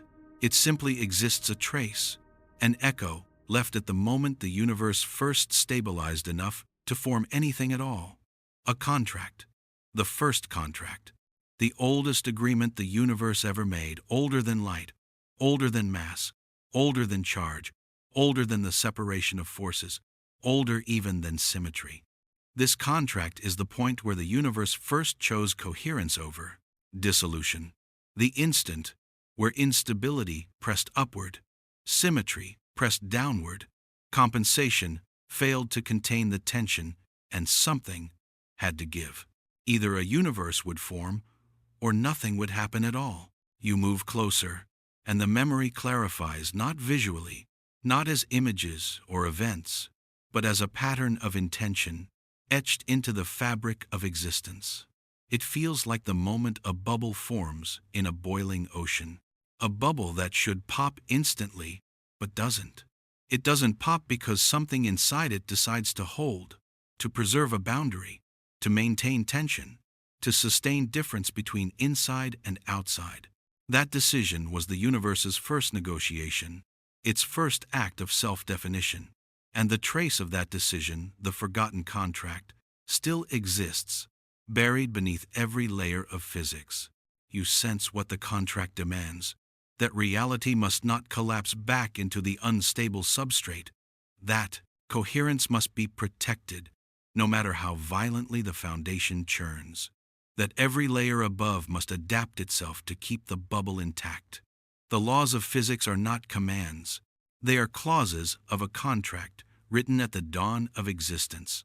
A contract the universe has spent billions of years upholding through negotiation, through compensation, through trembling, through self-correction. And yet, it forgot, not because the contract is unimportant, but because it became implicit. It became the background, the unspoken assumption behind every interaction. You drift deeper into the memory, and the contract reveals fragments of its terms, not in words, but in relationships. Where instability rises, structure must answer. Where symmetry breaks, compensation must appear. Where forces conflict, fields must reconcile. Where layers collide, constants must adjust. Where laws falter, reality must rewrite itself. This is the essence of the contract.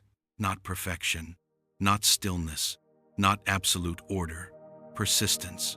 The universe agreed to persist, a simple decision with infinite consequences. You feel the weight of that promise, the effort required to uphold it. Every compensation, every trembling adjustment, every negotiation between incompatible laws, every subtle shift in the vacuum, all of it traces back to that single moment of choice. The universe chose coherence. It chose to exist, and with that choice came the responsibility to maintain itself. The contract does not specify how stability should be achieved, only that it must be achieved. How the layers negotiate, what structures emerge, what laws arise, what constants settle, all of these are flexible.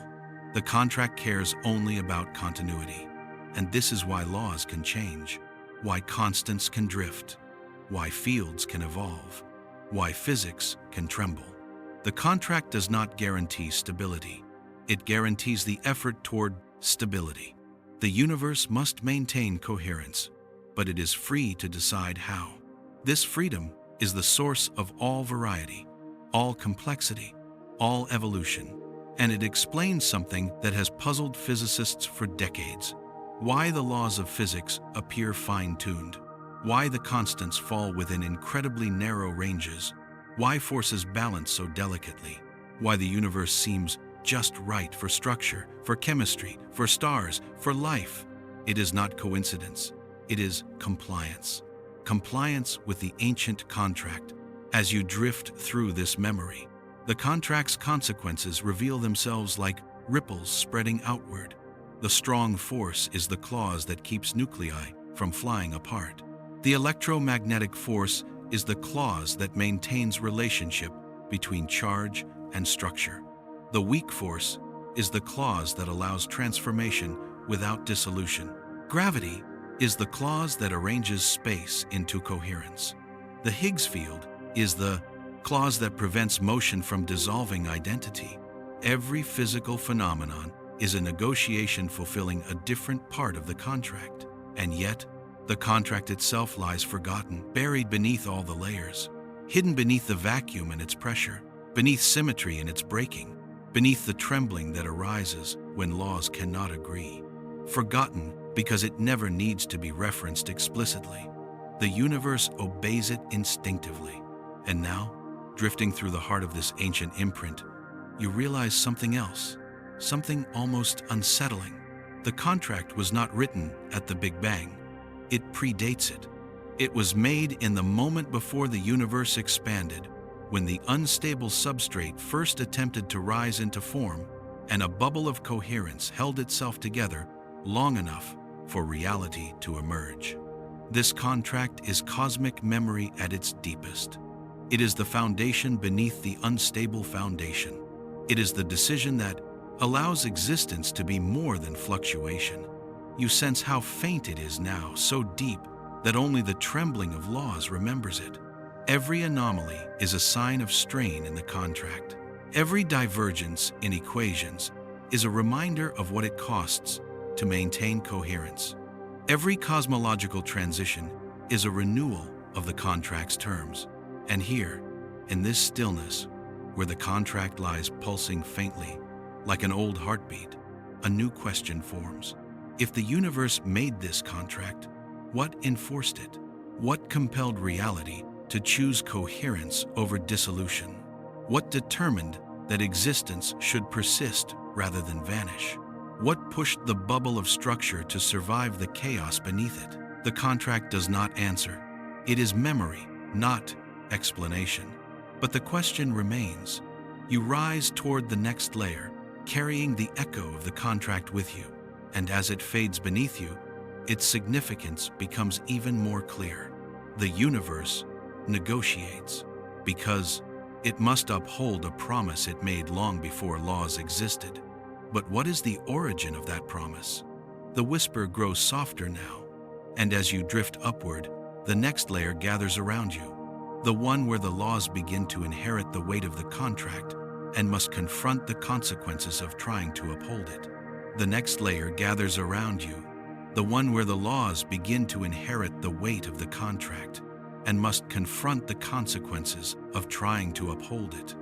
You rise into it slowly, as if entering a region where the air thins, not because there is less substance, But because there is less certainty, this is where physics almost breaks, not metaphorically, not philosophically, literally, a place where the universe asks its laws to do more than they are capable of, to stretch farther than they were designed, to hold structures that want to collapse, to reconcile contradictions that no agreement can fully resolve. The trembling you felt earlier was a warning. This is the source. At first, you feel it as a subtle mismatch, something out of tune, like two notes played together that almost harmonize but never fully blend. It is not unpleasant. In fact, it is strangely beautiful. A trembling chord that vibrates between possibility and collapse. But as you drift closer, you begin to recognize its shape.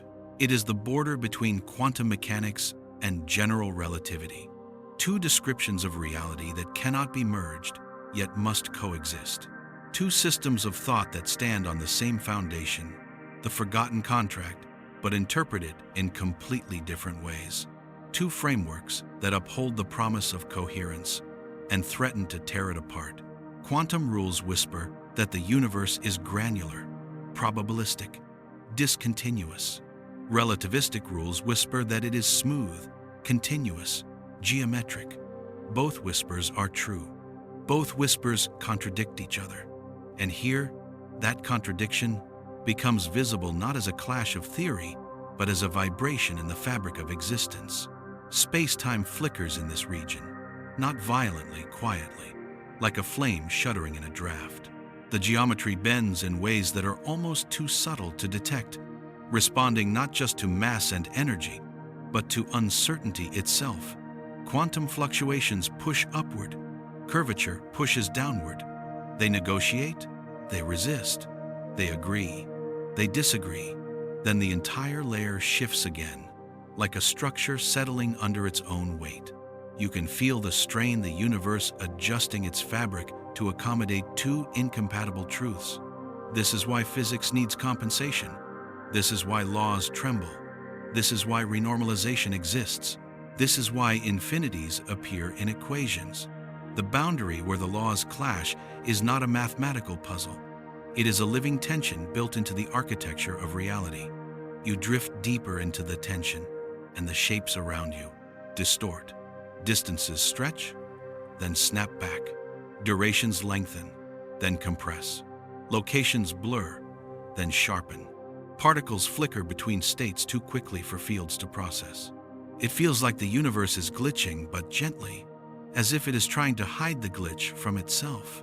And beneath that trembling, you sense a truth physics rarely admits. Reality is being asked to do something impossible. It must be both continuous and discontinuous, both smooth and grainy, both curved and fluctuating, both deterministic and probabilistic. To reconcile these contradictions, the universe performs a kind of quiet miracle. It creates rules that are not exact, rules with give, rules with stretch, rules with tolerance for contradiction. The laws we measure are idealizations, averages across tension, summaries of struggle. Only here, in this layer, can you see the raw negotiation that creates those averages. You drift into a region where space-time becomes so curved by its own uncertainty that gravity begins to imitate quantum behavior. It flickers, it oscillates, it tries to measure itself, and fails.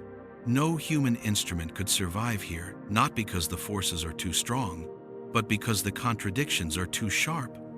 At this depth, the universe does not know which rule to follow next. Quantum uncertainty tells a particle that it can be anywhere. Gravity tells it that it must curve space-time at a single location. Quantum rules tell mass to fluctuate. Gravity demands mass be exact. The laws contradict each other, and the contradiction becomes a tremor in the geometry. This is the first turning point of the entire structure of physics. The moment when the universe must decide whether to break under contradiction or invent a new form of negotiation. You watch as the tremors intensify. Quantum fields swell, pushing against the curvature. Space-time bends sharply, pushing back. The two frameworks argue silently. Neither can win, neither can lose. But instead of collapse, something else happens. The universe redistributes the contradiction. Instead of breaking at the largest scale, it spreads the strain across every scale. Instead of collapsing in one place, it diffuses the tension into all fields. Instead of abandoning either framework, it upholds both by allowing neither to be fully correct. The trembling turns rhythmic, the vibration becomes structured, the conflict becomes a pattern. What looked like instability is actually compromise. A new form of negotiation emerges, not the compensation you saw earlier, not the symmetry of the earlier layers, not the pressure beneath them, but something different. The universe begins to create workarounds. Where quantum mechanics fails, space-time adjusts its curvature. Where relativity fails, quantum fields adjust their uncertainty. Where neither can succeed alone, both allow exceptions. The laws are bending, not breaking, and in that bending, new phenomena appear. Virtual particles, smoothing out curvature spikes. Space-time dilations, averaging out quantum noise. Gauge fields absorbing geometric inconsistencies. Vacuum energy stepping in when no other system can reconcile the tension. This layer is the birthplace of phenomena physicists can observe, but rarely explain. Quantum tunneling, Hawking radiation, vacuum polarization, black hole entropy. Each one is a workaround, a signature of a universe that must negotiate between incompatible truths. And suddenly, you realize something deeper. Physics almost breaks here. Because physics was never meant to handle both scales at once. We ask the laws to describe everything. The universe only needs them to describe enough. Enough to preserve coherence. Enough to uphold the contract. Enough to prevent collapse. Perfection is not required. Survival is. You drift into the heart of this trembling zone. The narrow boundary between quantum law and relativity. Between probability and geometry. Between the small and the large. And you feel the universe performing its most delicate work. This is where the laws are rewritten, not globally, but locally, on demand, to prevent collapse. A quantum fluctuation grows too large. Space-time bends slightly differently. A region of extreme curvature threatens to form a singularity. Quantum fields inflate the vacuum to stop it. A packet of information risks being lost forever. The horizon shifts to preserve consistency. Every crisis is handled in the moment. Nothing here is fixed. Nothing here is perfect. Everything here is responsive. The laws that appear rigid at the human scale are fluid at this depth. Fluid enough to survive contradiction. Fluid enough to bend without breaking. And then just as you begin to sense the pattern settling into a coherent rhythm, trembling changes. It becomes softer, more synchronized, almost calm, as if the universe has reached its limit of contradiction and is preparing to reveal a deeper truth. A truth that lies not in the failure of laws, but in the origin of their resilience. Because when physics almost breaks, something else rises beneath it.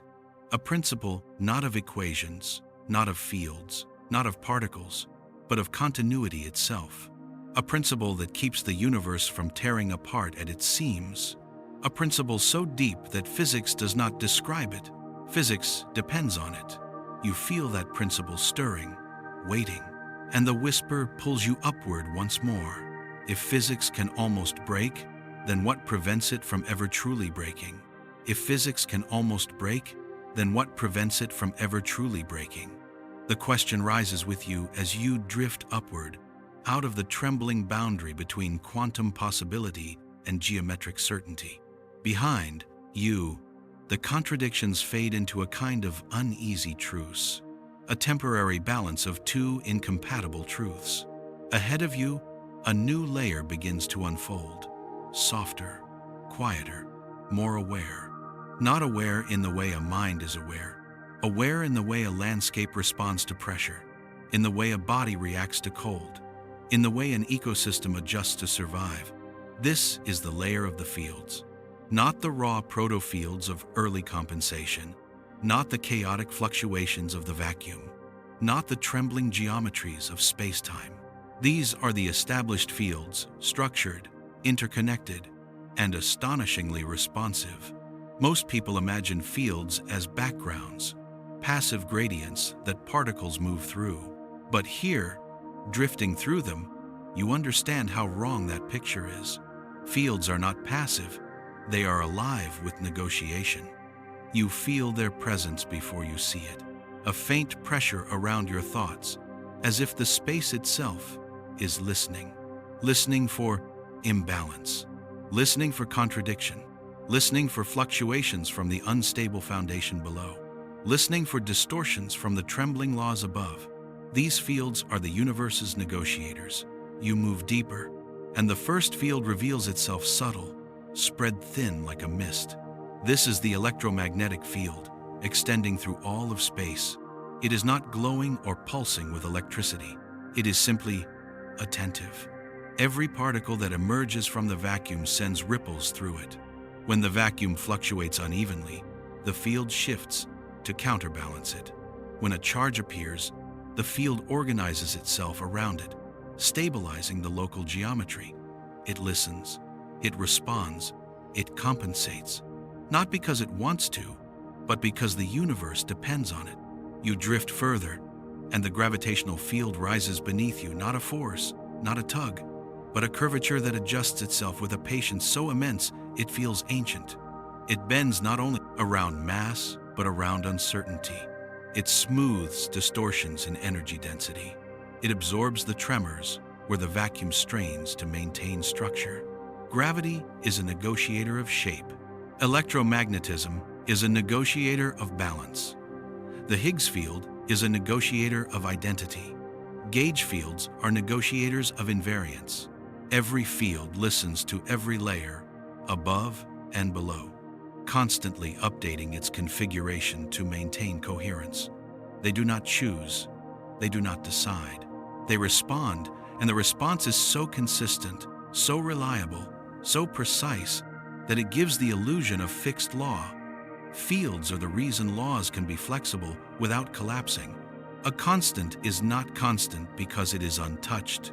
It is constant because fields hold it in place. A law is not rigid because it never changes. It is rigid because fields agree to maintain it.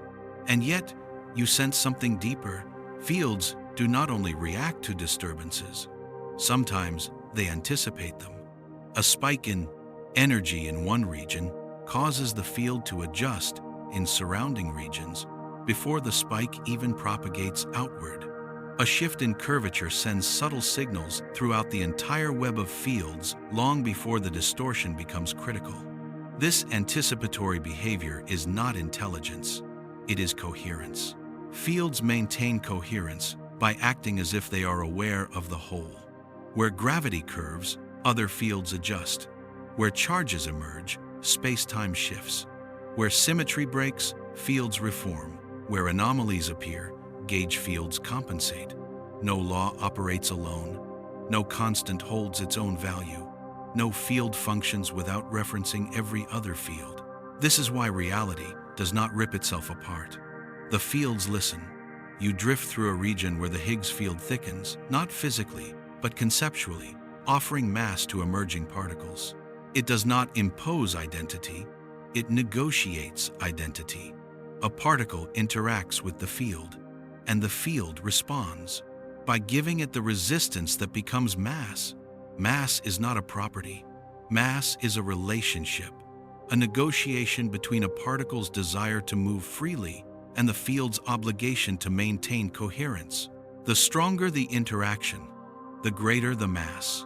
The weaker the interaction, the lighter the particle. The Higgs field listens to the needs of the universe and responds with the minimum resistance needed to prevent chaos. As you drift further, something remarkable becomes clear. Fields stabilize reality, not by enforcing law, but by communicating imbalance across the entire cosmos. Every adjustment in one place propagates everywhere else, not instantly, not faster than light, but thoroughly. The universe listens to itself through the fields. You move deeper into the electromagnetic domain, and an insight strikes you gently. Even the simplest phenomenon, light, is the field's way of carrying information. Light is not an object. Light is a message about change, a message about imbalance, a message about the negotiation underway. This is why the speed of light is fixed not because it is commanded, but because the electromagnetic field permits no faster transmission of information. The fields set the limits because they must maintain coherence across the entire negotiation. Anything faster would break the contract. You drift into gravity's presence again, that gentle curvature that shapes the entire stage of existence. Gravity is often imagined as a pull, a force, a tether, but here you feel its true nature. Gravity is the field that listens to everything at once: mass, energy, momentum, vacuum fluctuations. Uncertainty gravity adjusts to all of them, bending the geometry in the one configuration that keeps the universe coherent. It listens, it adapts, it negotiates. And then you feel something else, something rarer, deeper, more subtle. The fields do not merely listen to the present, they retain traces of the past. A field remembers, not through memory, as a mind does, but through lingering patterns, residual configurations, scars of old negotiations. A massive event in the distant past leaves a faint imprint in the fields that remains for billions of years. The cosmic microwave background is one such imprint. The leftover structure of the Higgs field is another. The curve of space-time, shaped by ancient stars, is another. Fields remember the negotiations that worked, and those remembered configurations become laws. This is why laws appear fixed, not because they never change, but because the adjustments that survived have been reinforced for billions of years. The universe is built from the negotiations that succeeded, and suddenly, drifting in this sea of interconnected fields, a realization rises with quiet certainty. The fields are doing more than listening. They are mediating between the unstable substrate below and the pressure above, between trembling laws and the contract that demands coherence, between symmetry and the broken patterns that give rise to structure, between order and the ever-present threat of dissolution. Fields are the negotiators that keep existence intact. Every law of physics is the lasting outcome of their mediation. Every constant is a stabilized agreement. Every force is a channel of communication. You begin to understand the depth of their work. The cosmos is coherent, not because the laws are perfect, but because the fields are relentless. Even when physics almost breaks, the fields refuse to let it. And just as this understanding settles, a shift occurs in the layer around you. The fields grow quieter, not weaker, quieter, as if preparing to reveal something more, something the fields negotiate with, but do not control. Because above this layer lies another force, not a field, not a constant, not a law, but a consequence: entropy, the soft, inevitable drift toward disorder. A drift the fields can only slow, never stop. And the whisper rises again: if the fields negotiate coherence, what negotiates the direction of time? If the fields negotiate coherence, what negotiates the direction of time? The question rises ahead of you like a slow, pale tide, not forceful, not urgent, but inescapable. You drift upward into a layer that feels less like a place and more like a tendency, a preference woven into the fabric of existence. It doesn't press or pull or command. It simply leans. This lean is entropy, not the chaos you've been taught to imagine, not disorder in the common sense.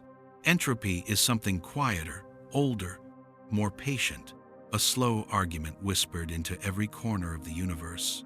Move toward the states that require less negotiation. You feel the shift almost immediately. The fire negotiator fields below, so responsive, so intricate, begin to loosen here. Not collapse, not weaken, but relax. Because entropy offers them something irresistible: a path of least resistance. Where fields once responded vigorously to every imbalance, bending, adjusting, correcting entropy offers a simpler path. Let complexity fade. It is not a rule imposed from above. It is a suggestion that arises from below, from the unstable substrate, from the forgotten contract, from the fundamental asymmetry baked into the very beginning of existence. The universe began in an astonishingly low entropy state, improbably ordered, painfully precise, so balanced that even the smallest fluctuation could have shattered its coherence. That initial configuration was not chosen, it was inherited, a consequence of the contract. But once structure existed, once negotiations held up long enough for fields to stabilize and laws to take shape, entropy became the universe's counter-argument against that effort. Not hostile, not malicious, simply efficient. Complexity is expensive. Balance is expensive. Structure requires effort, continuous negotiation, relentless compensation, constant correction. Entropy is the whisper that says, you don't have to work so hard. Let the organization loosen. And the universe listens. Not always, not immediately, but inevitably. You drift deeper into this layer, and the presence of entropy becomes clearer. It is not a force. It does not push. It does not bend space-time or attract mass. It is a statistical preference, a bias toward the most probable configurations. But that bias, when applied across billions of years, shapes the arrow of time. Time is not a river flowing forward.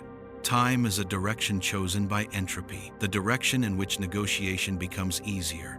The reason broken cups do not reassemble, the reason heat flows outward and not inward, the reason memories form in one direction only, the reason galaxies drift toward equilibrium is because entropy leans that way.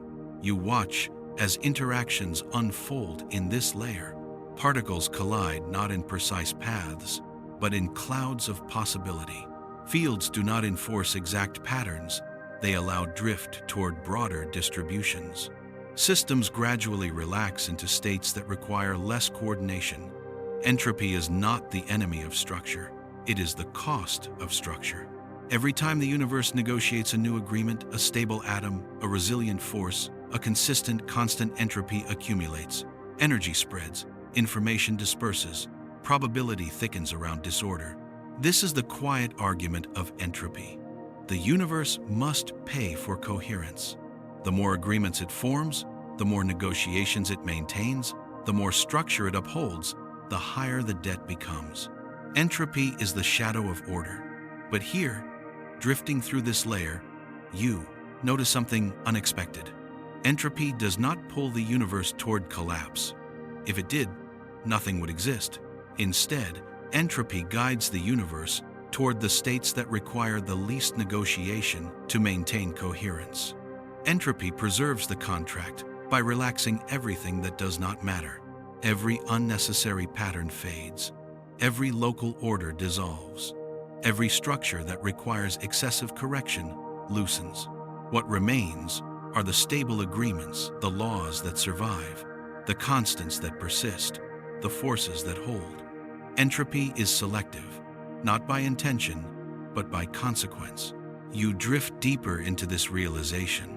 Entropy does not destroy order outright, it destroys fragile order. The universe keeps the structures that negotiate well and lets go of the ones that cannot. This is why stars collapse, but atoms endure. Why molecules break apart, but quantum numbers stay fixed. Why galaxies drift apart, but conservation laws remain. Why living beings die, but DNA persists. Entropy does not break the contract. It enforces it by clearing away agreements that fail to uphold stability. You feel the fields respond to entropy's presence, not rebelliously, respectfully. They tighten where coherence must be preserved and relax where unnecessary patterns can dissolve. This is the balance. Fields enforce the contract. Entropy enforces the budget. The universe must stay coherent, but it must do so efficiently. Entropy is the auditor of existence.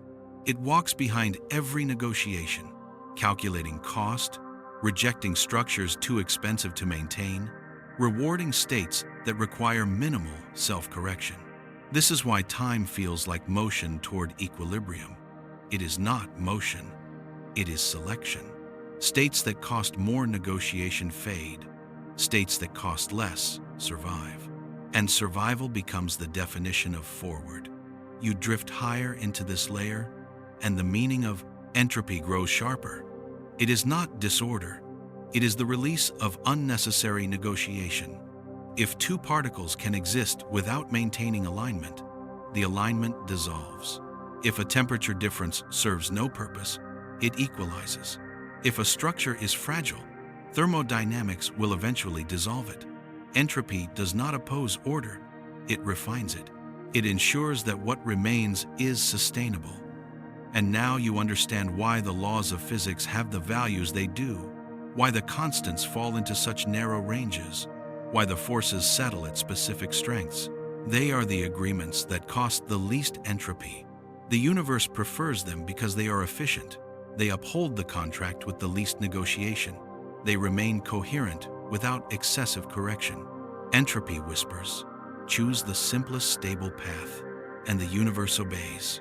You feel the layer shifting again, not dissolving, but widening, opening into a broader landscape where systems evolve. Entropy leans on every process here, guiding everything toward configurations that endure with minimal maintenance. It is not a law, it is a preference, a negotiation of its own kind. And just as this realization completes itself, a new question forms in the quiet. If entropy argues for simplicity, what happens to the forms that resist it? The whisper answers softly. They must transform, or something else must transform them.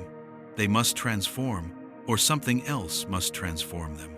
The sentence hangs above you like a distant bell, low and resonant, as you rise into a layer where the negotiations of the universe begin to fail.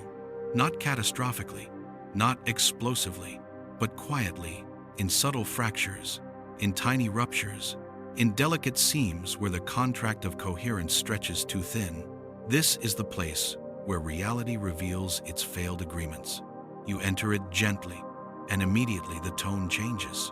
The fields that once responded with grace now seem hesitant. The vacuum that once smoothed fluctuations now leaves faint scars. Constants that once held steady drift by invisible fractions. Rules that once aligned begin to disagree. Not enough to unravel existence, but enough to remind you that stability is never guaranteed. This layer feels strangely alive, not in motion, in conflict, a kind of inward pressure, an unease within the fabric of the universe. You sense the first failed agreement as a flicker in symmetry. Symmetry, the universe's first promise, is not absolute. It breaks, and when it breaks in ways the compensating fields cannot fully repair, anomalies appear. Quantum anomalies, tiny violations of conservation laws, slight mismatches in symmetry operations, places where the elegant mathematics of gauge fields fails to close its own loop. An anomaly is a message. We negotiated this pattern, but something beneath it disagrees. It is not failure as a system collapsing. It is failure as a story slipping its rhythm. You drift deeper, and the next failed agreement reveals itself. It appears as an imbalance in curvature, a place where gravity bends space a little more sharply than the equations predict. Not because energy is excessive, but because the relationship between geometry and matter has slipped. Space-time trembles in these regions. They are rare, tiny pockets of mismatch, but they exist everywhere. They appear when quantum uncertainty becomes too wild for geometric order. They appear near black holes, where space-time is asked to compress information faster than the fields can negotiate. They appear in high-energy collisions, where fluctuations rise faster than compensation can respond. These are the cracks where physics almost sighs, not in defeat, but in effort. Every failed agreement forces the universe to make a choice, rewrite something, or allow the failure to spread. It always chooses the rewrite. That rewrite is renormalization. You sense it now, not as a mathematical trick, but as a living correction. A field adjusts its strength. A constant shifts its value ever so slightly. A vacuum fluctuation redistributes its imbalance. A gravitational curve relaxes or tightens at the cost of a subtle contradiction elsewhere. Renormalization is the universe patching its own inconsistencies. Not perfectly, but effectively. It is the universe saying, "This agreement failed. I will adjust the terms." You drift through a region where renormalization is happening in real time. Energy densities spike. The vacuum ripples in agitation. Fields strain to maintain coherence. The constants waver. Then everything settles not into the values physics predicts, but into values that work. A compromise. A rebalanced clause in the contract. Farther in, the failed agreements become more pronounced. You feel a divergence, an equation, stretching toward infinity, a quantity demanding a value the universe cannot permit. This is a true breakdown, the mathematical signature of deep contradiction, singularities. Not the singularities of black holes, but the singularities embedded in the equations themselves. Places where the mathematics loses meaning because the negotiation has no immediate solution. To prevent collapse, the universe bypasses the contradiction by isolating the region, hiding the singularity behind horizons, limiting access to its information, creating boundaries where physical law cannot speak. A horizon is not an edge. It is a quarantine, a containment zone where failed agreements are sealed away. Black hole horizons, cosmological horizons, particle horizons, all are interfaces drawn by reality to keep failure from spreading. You drift toward one of these horizons, not to cross it, but to feel what it represents. A horizon is not darkness, it is silence. It is the universe admitting, "I cannot negotiate inside this region. I will exclude it from the contract." Beyond the horizon, laws fail. Within the horizon, laws hold. Because the universe refuses to allow broken agreements to contaminate the coherent whole, you rise again, leaving the horizon's heavy calm, and enter a region where failures are smaller but more frequent. The vacuum here behaves strangely. Its fluctuations are uneven. Its density shifts subtly. Its energy seems off by a fraction of a fraction. This is the cosmological constant problem, perhaps the most famous failed agreement in physics. The vacuum should have a value so enormous that the universe would tear apart instantly. It does not.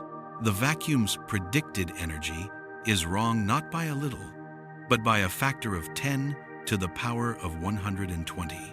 A failure so extreme that it is almost comical.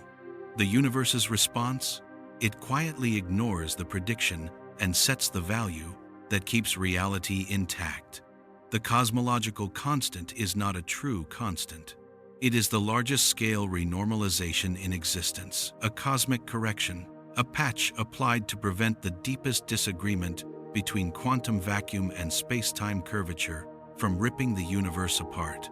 It is the universe whispering, "The calculations disagree, the theories disagree, but I will choose the value that lets me persist." Another failed agreement becomes visible as you move. This one does not belong to the vacuum or the fields, it belongs to time. Entropy leans forward, fields hold back, pressure rises, curvature adjusts, information resists being erased. But when a system becomes too complex, when its negotiation demands exceed its capacity, entropy wins. Not brutally, elegantly. The system dissolves. Its structure vanishes. Its memory fades. Its information becomes inaccessible. This is not destruction. It is surrender, a failed agreement between complexity and coherence. Stars collapse. Atoms decay. Molecules disintegrate. Organisms die, not because the contract fails, but because renegotiating their stability becomes too expensive. Life itself is a temporary settlement, beautiful, intricate, fragile, and entropy waits patiently for the moment its negotiation becomes impossible. You drift farther into the layer, and one final failed agreement reveals itself, the most subtle of all, the measurement paradox. Quantum systems negotiate among countless possibilities, holding all options open. Then measurement forces a single outcome, collapsing the wave of potential into one reality. This collapse is not predicted by any law. It is not described by any field. It is not mandated by any constant. It is a failure of agreement between possibility and realization, and the universe resolves it with the simplest patch of all. Choose one, not because one is correct, because one must be chosen to preserve coherence. This is the universe renegotiating reality on the spot, every moment, every observation, every event. You begin to feel the weight of this layer, the honesty of it, the vulnerability of it. Reality does not hide its failures. It incorporates them. Every anomaly, every divergence, every horizon, every collapse, every renormalization. These are the signatures of a universe that adapts instead of shattering. The failed agreements do not weaken the contract. They prove its resilience. But as you drift upward, leaving this layer of fractured promises behind, one question grows heavier. If the universe must constantly patch its agreements, what happens when the patches themselves begin to require patches? The whisper grows dimmer. The air grows thinner. A deeper tension waits above. A deeper tension waits above. You feel it before you rise into the next layer, a subtle tightening in the fabric of reality, as if the universe is bracing itself for a task it must perform endlessly and flawlessly. Self-correction, not repair, not force, not fixing broken things. Something far more quiet, far more elegant, far more essential. The universe does not remain coherent because its laws are perfect. The universe remains coherent because it knows how to correct itself. You drift upward into this layer, and the sensation is immediate. The trembling of earlier layers fades, replaced by a smoother rhythm, a kind of cosmic breathing, slow and deliberate, as if reality were calibrating itself with every inhale. Here, the universe is not waiting for imbalance. It is anticipating it. Every field, every constant, every force, every fluctuation carries the imprint of cycles of correction that operate continuously, silently, automatically. Self-correction is not a reaction. It is a condition of existence. You feel the first example in the geometry around you. Space-time itself adjusts not only to mass and energy, but to inconsistencies before they fully form. A slight overcurvature, the geometry relaxes. A thin well of instability, the vacuum redistributes its density. A spike of quantum pressure, gauge fields dampen the effect.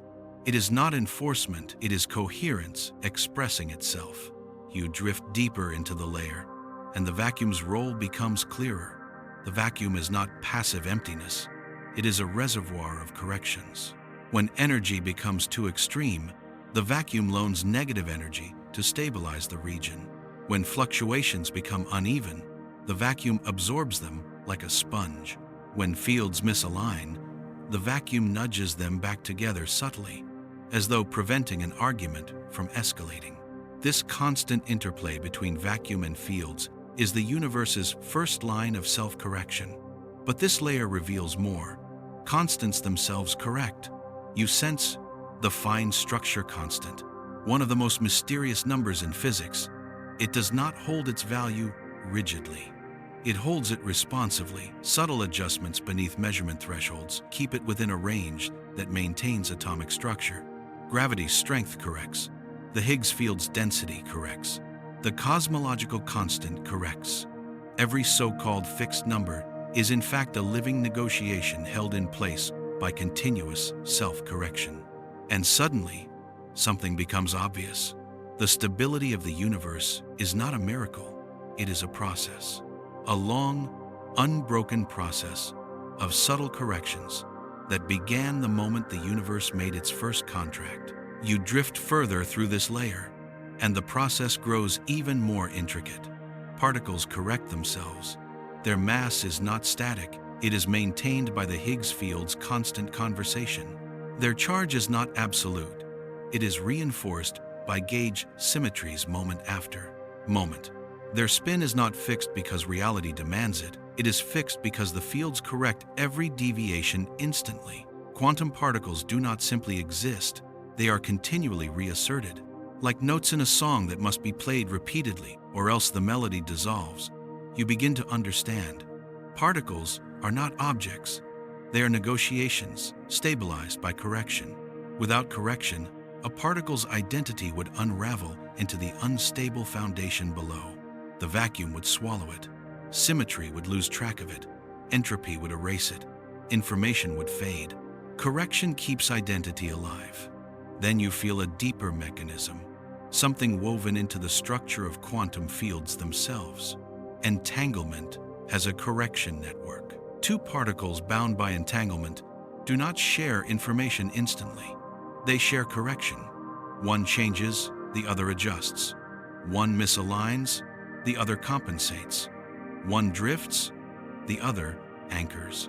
Entanglement is not a trick of measurement. It is a stabilizing mesh across reality, a distributed correction grid that keeps quantum states coherent in a world trying to dissolve them. You drift higher into the layer and sense the largest scale correction of all, cosmic expansion. The expansion of the universe is its grandest self-correction. It is not a runaway accident. It is a balancing act. If matter clumped too tightly, gravity would collapse everything inward. Expansion counters that.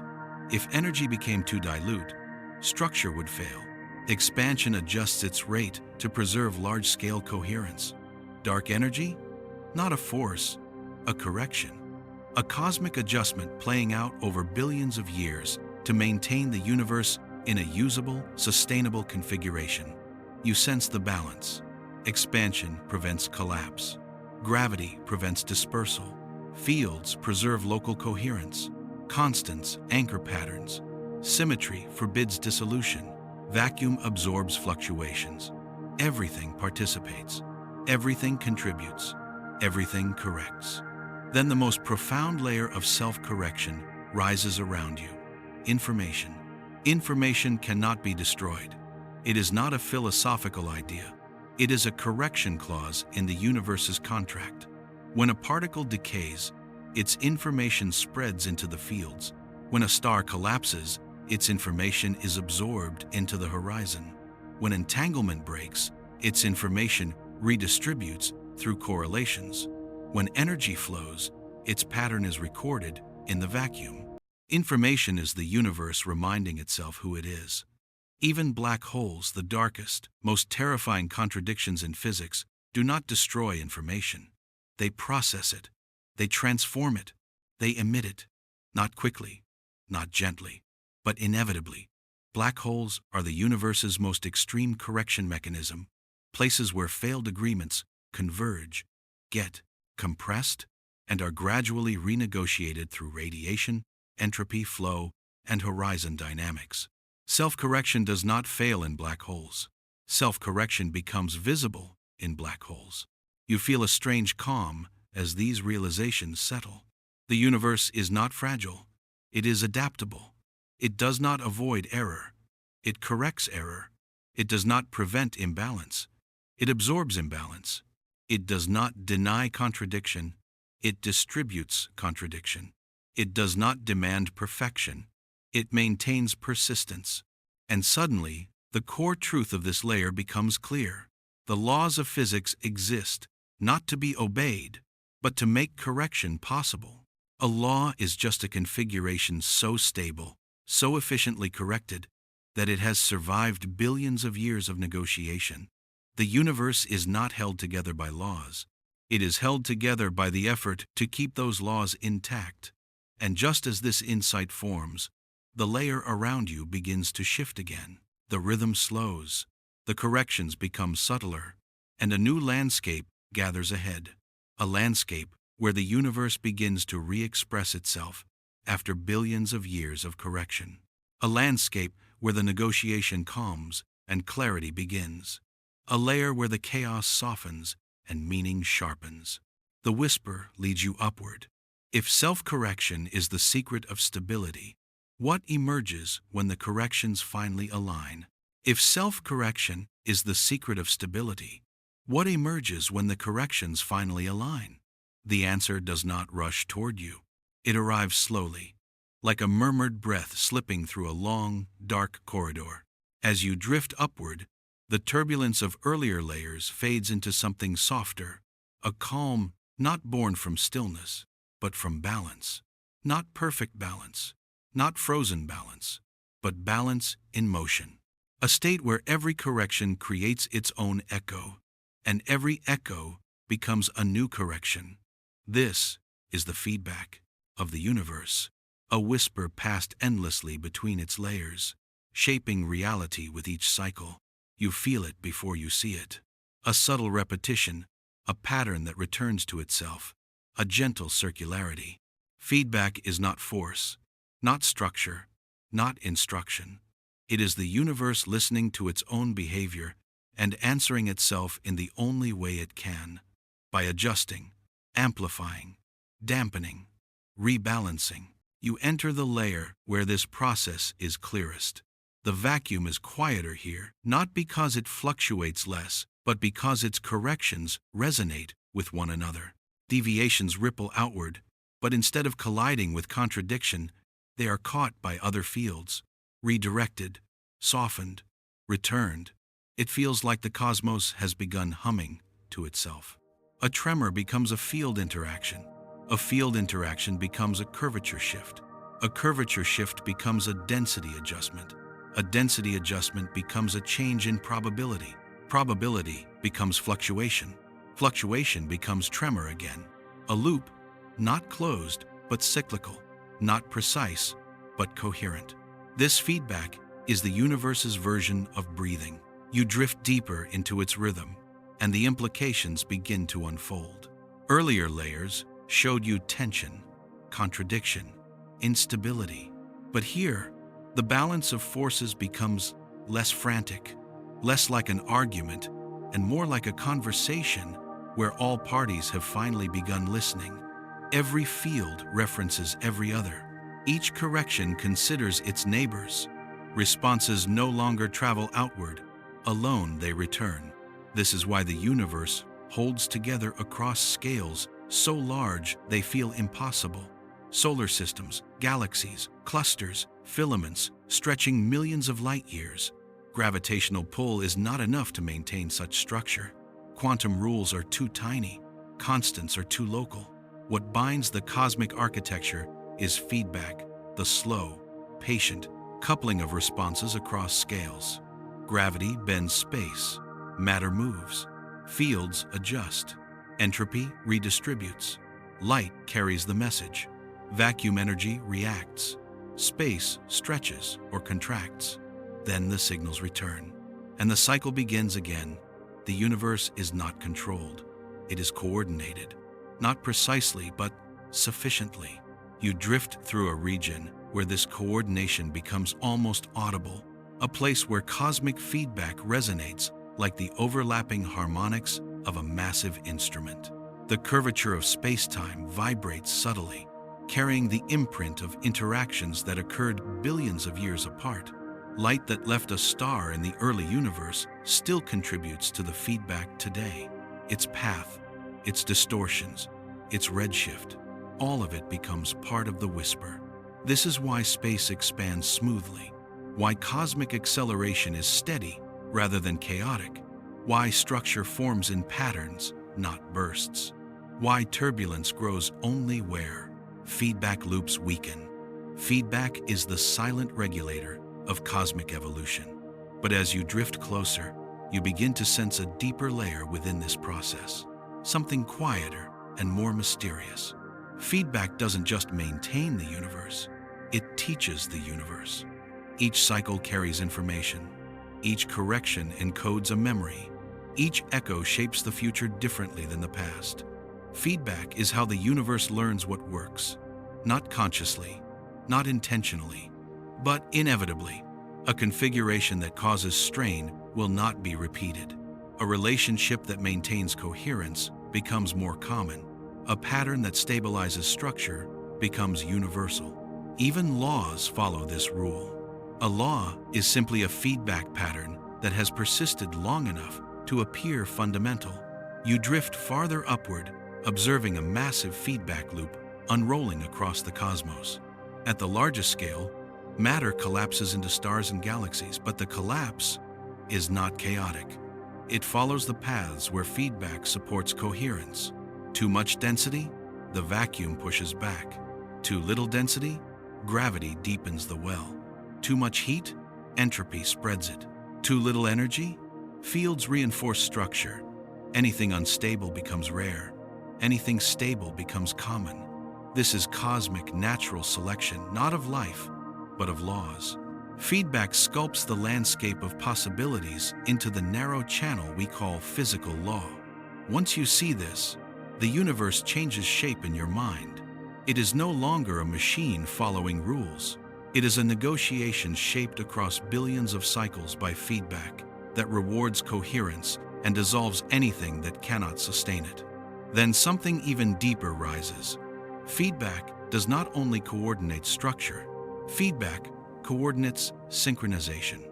You drift into a region where time itself seems to align, where the oscillations of fields, the trembling of vacuum energy, the curves of space-time, and the flow of entropy all settle into a shared tempo. This tempo is not constant, it is emergent, a self-organized rhythm from which the sensation of universal time arises. Time is not absolute. Time is a side effect of cosmic feedback. Where feedback loops tighten, time flows quickly. Where they loosen, time stretches. Time is the rhythm of the negotiation, the beat by which the universe coordinates its corrections. You float through a region where this synchronization becomes almost geometric. Patterns begin to align. Fluctuations settle into resonance. Curvatures form repeating motifs.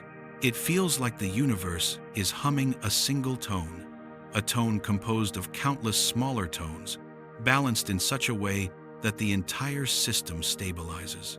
This is not coincidence. It is not predetermined. It is not law. It is feedback locking itself into equilibrium. And as you drift through this equilibrium, another quiet understanding takes shape. Feedback is the universe's intelligence, not conscious, not aware, not goal-driven, but responsive, adaptive, self-preserving. It carries memory. It carries information. It carries the imprint of decisions not made by minds, but made by the negotiation itself. You begin to wonder, if feedback stabilizes the universe, what does it reveal when conditions change? In other words, what happens when the universe must adapt to something truly new? The whisper grows thinner, stretching into a new layer above this one, a layer where adaptation becomes vision and feedback becomes something stranger, something that touches the boundary between physics and purpose. The next question forms: if feedback guides the universe, what guides the feedback? And with that, you ascend into the next layer where the whisper turns inward. If feedback guides the universe, what guides the feedback? The question rises with you as you drift into a domain quieter, thinner, more fragile than anything you've passed through. The sensation is immediate. The cycles that once felt rhythmic now feel cautious. The adjustments that once felt fluid now feel hesitant. The balance that once felt natural now feels strained. You are approaching the edge. Not a boundary marked by walls or darkness, but a conceptual edge. A frontier where the universe's ability to negotiate approaches its limit. Here, the whisper of feedback becomes faint. The field's responsiveness dulls. The vacuum's corrective softness tightens. Space-time's flexibility stiffens. Everything begins to behave as though one more adjustment might cost more than the universe is willing to pay. This is the layer where the negotiations of physics reach their threshold, where agreements can no longer be guaranteed, and reality must choose which negotiations to preserve and which to abandon. You drift deeper into this tension and begin to sense the structure of this edge. It is not smooth. It is not sharp. It is a mosaic of near failures, tiny pockets where laws stretch to breaking, thin seams where fields cannot fully compensate, regions where entropy pushes harder than feedback can contain. These are the fault lines of the cosmos. You feel the first fault line as a shift in coherence, not a collapse, just a slackening. The tight synchronization between fields becomes uneven. One region falls out of phase with another. The whisper grows ragged, as if the universe is listening to itself through static. This is decoherence, not the decoherence of quantum systems, but decoherence at the scale of physics itself, a place where the negotiation falters, not enough to destroy reality, but enough to reveal its limits. You drift farther in and meet the next fault line, a place where the normally smooth curvature of space-time ripples awkwardly, as if trying to flatten itself faster than corrections can propagate. This is the precursor of gravitational instability, a subtle sign of curvature, struggling to reconcile mass-energy distributions that fluctuate too quickly. The universe fixes it, but only barely. A third fault line appears ahead, a zone where gauge fields lose cohesion, where symmetries wobble, where previously stable invariances falter under stress. This is the tremble of broken gauge consistency, the point where mathematical closure frays at the edges. And just as you begin to understand, a new tremor resonates through the layer. Not chaotic, not violent, just final. Here, physics admits its limits. You begin to see the full picture. Every layer below was a negotiation, a series of adjustments, an orchestra of corrections. But here, at the edge of agreement, the orchestra has too many players, too many demands, too many contradictions feeding into one another. The system does not collapse. It hesitates. This hesitation is the signature of a universe operating at the limit of what it can negotiate. You feel the hesitation expand into a question not spoken but inherent. What happens when the negotiations can no longer extend? To answer, the universe shows you the next boundary, a region where the vacuum's softness grows brittle, its easy fluctuations harden, its gentle adjustments slow. The fields that once flowed like silk begin to behave like taut strings. This is the onset of stiffening, the point where the universe resists further negotiation. Then you sense another boundary, the edge, where entropy's gentle leaning becomes an absolute demand. Here, disorder pulls so consistently that maintaining structure becomes costly. Feedback slows, compensation thins, coherence becomes fragile. The universe does not break here. It prioritizes. Some agreements must be abandoned. Some patterns must dissolve. Some structures must die. These are not failures, they are decisions made at the edge. A star that collapses into a black hole is not a breakdown of physics, but a prioritization. A region where maintaining the existing agreement costs more than rewriting it completely. A particle that decays is not a loss of identity, but a renegotiation, a shift to a configuration easier to maintain. A galaxy that drifts apart under cosmic expansion is not fragmentation, but economical coherence. Distance reduces negotiation load. Even consciousness complex, delicate, demanding must eventually dissolve, not because it fails, but because the cost of maintaining its complexity surpasses the stability benefit it provides. Everything yields at the edge of agreement. And this is where the universe performs its strangest act. It chooses simplicity again. As you rise through the edge, you feel the universe lean toward configurations that require fewer corrections, fewer exceptions, fewer negotiations. The laws do not change in dramatic leaps here. They narrow, they converge, they shed unnecessary nuances. They approach their most efficient form. At the edge of agreement, physics becomes minimalist. Only what can survive is allowed to continue. Only what costs little to maintain is reinforced. Only what negotiates cleanly with the unstable foundation below and the entropic drift above remains. This is where universal constants become more constant, where conservation laws crystallize, where symmetries settle into their long-term forms, where gauge structures strengthen, where the feedback loops lock into their mature rhythm. The edge is not a place of collapse. It is a place of refinement, a thinning of possibilities, a pruning of futures, a sharpening of what physics ultimately chooses to be. But there is something else here, something deeper and more intriguing. At the precise limits of consensus, when the system can no longer negotiate, the universe does something remarkable. It creates metastability regions where laws hold not because they are comfortable, but because they are constrained. Stability born from lack of alternatives. You feel it. A layer where the laws of physics do not simply persist, they are locked in. Not because the negotiation is strong, but because negotiation beyond this point would destroy coherence entirely. The laws of physics become mandatory, not from authority, but from necessity. At the edge of agreement, freedom ends and identity begins. This is where physics becomes itself, where the rules take their final shape, where constants freeze into long-term values, where fields settle into the patterns that define every atom, every star, every breath. But as you rise through this crystallizing layer, another whisper emerges, a question that feels both frightening and beautiful. If this is the edge where the universe chooses what it must be, what lies beyond this choice? The whisper opens a darker, quieter path above a realm where the negotiation does not just strain, but becomes something else entirely. You rise into a region where the negotiation does not just strain, but becomes something else entirely. The trembling of earlier layers fades. The tension at the edge of agreement loosens. The feedback cycles settle into a slower, deeper rhythm. And in that softening, something astonishing happens. The universe begins to rewrite itself.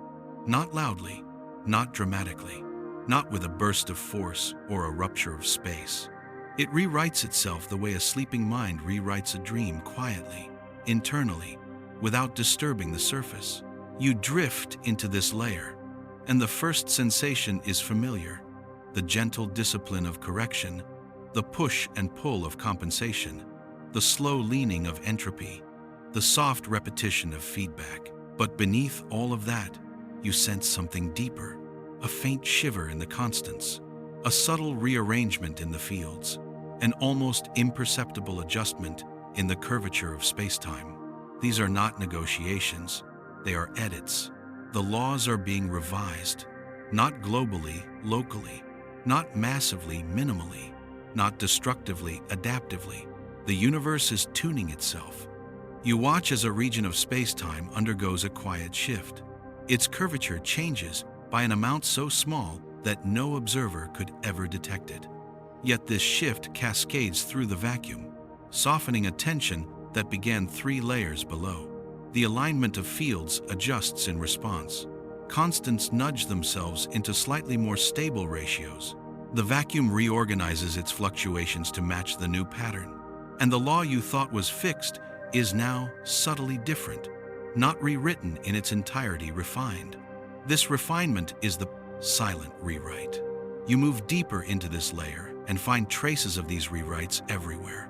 Tiny adjustments in the value of fundamental constants, too slight to measure, but enough to improve stability. Minuscule shifts in symmetry operations so small they appear perfect, but subtly updated. Slight deviations in how fields propagate in high-energy regions, not anomalies, but corrections to old agreements. It happens constantly, quietly, beautifully. The universe rewrites itself not to change its identity, but to preserve it. These rewrites are not responses to catastrophic failure, those happen below, sealed behind horizons, absorbed by renormalization, resolved by compensation. These rewrites are the adjustments that prevent such failures from arising in the first place. The universe anticipates instability and revises its rules before instability can manifest. As you drift further, the meaning deepens. The silent rewrites are not random. They follow patterns, not the repeating patterns of feedback, nor the balancing patterns of compensation, nor the structural patterns of symmetry. These patterns look like improvement, as if the universe, through eons of negotiation and correction, has learned which configurations endure and which ones collapse, which laws are fragile and which are resilient, which parameters lead to coherence and which lead to runaway instability. The rewrites push the laws toward resilience. A constant shifts a tiny fraction toward a value more robust against fluctuations. A field tightens its interaction strength to prevent minor inconsistencies from amplifying.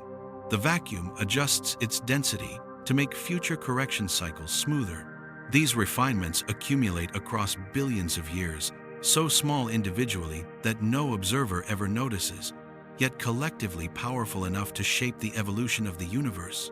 You drift into a region where the silent rewrite becomes visible in metaphor. The structure around you simplifies, not becoming plain, not becoming dull, becoming cleaner. Patterns that once bristled with tension smooth out. Relationships between fields become more symmetric, as if approaching elegance. Constants that once required frequent correction now hold more easily. The pressure beneath feels less strained. The feedback loops hum with fewer interferences. It feels like the universe is tidying itself. You begin to understand why this rewrite is silent. If the universe rewrote its laws violently, the consequences would be catastrophic. Matter would rip apart, structures would collapse, coherence would evaporate. But by writing itself gently, incrementally, the universe evolves its rules without disturbing what is already stable.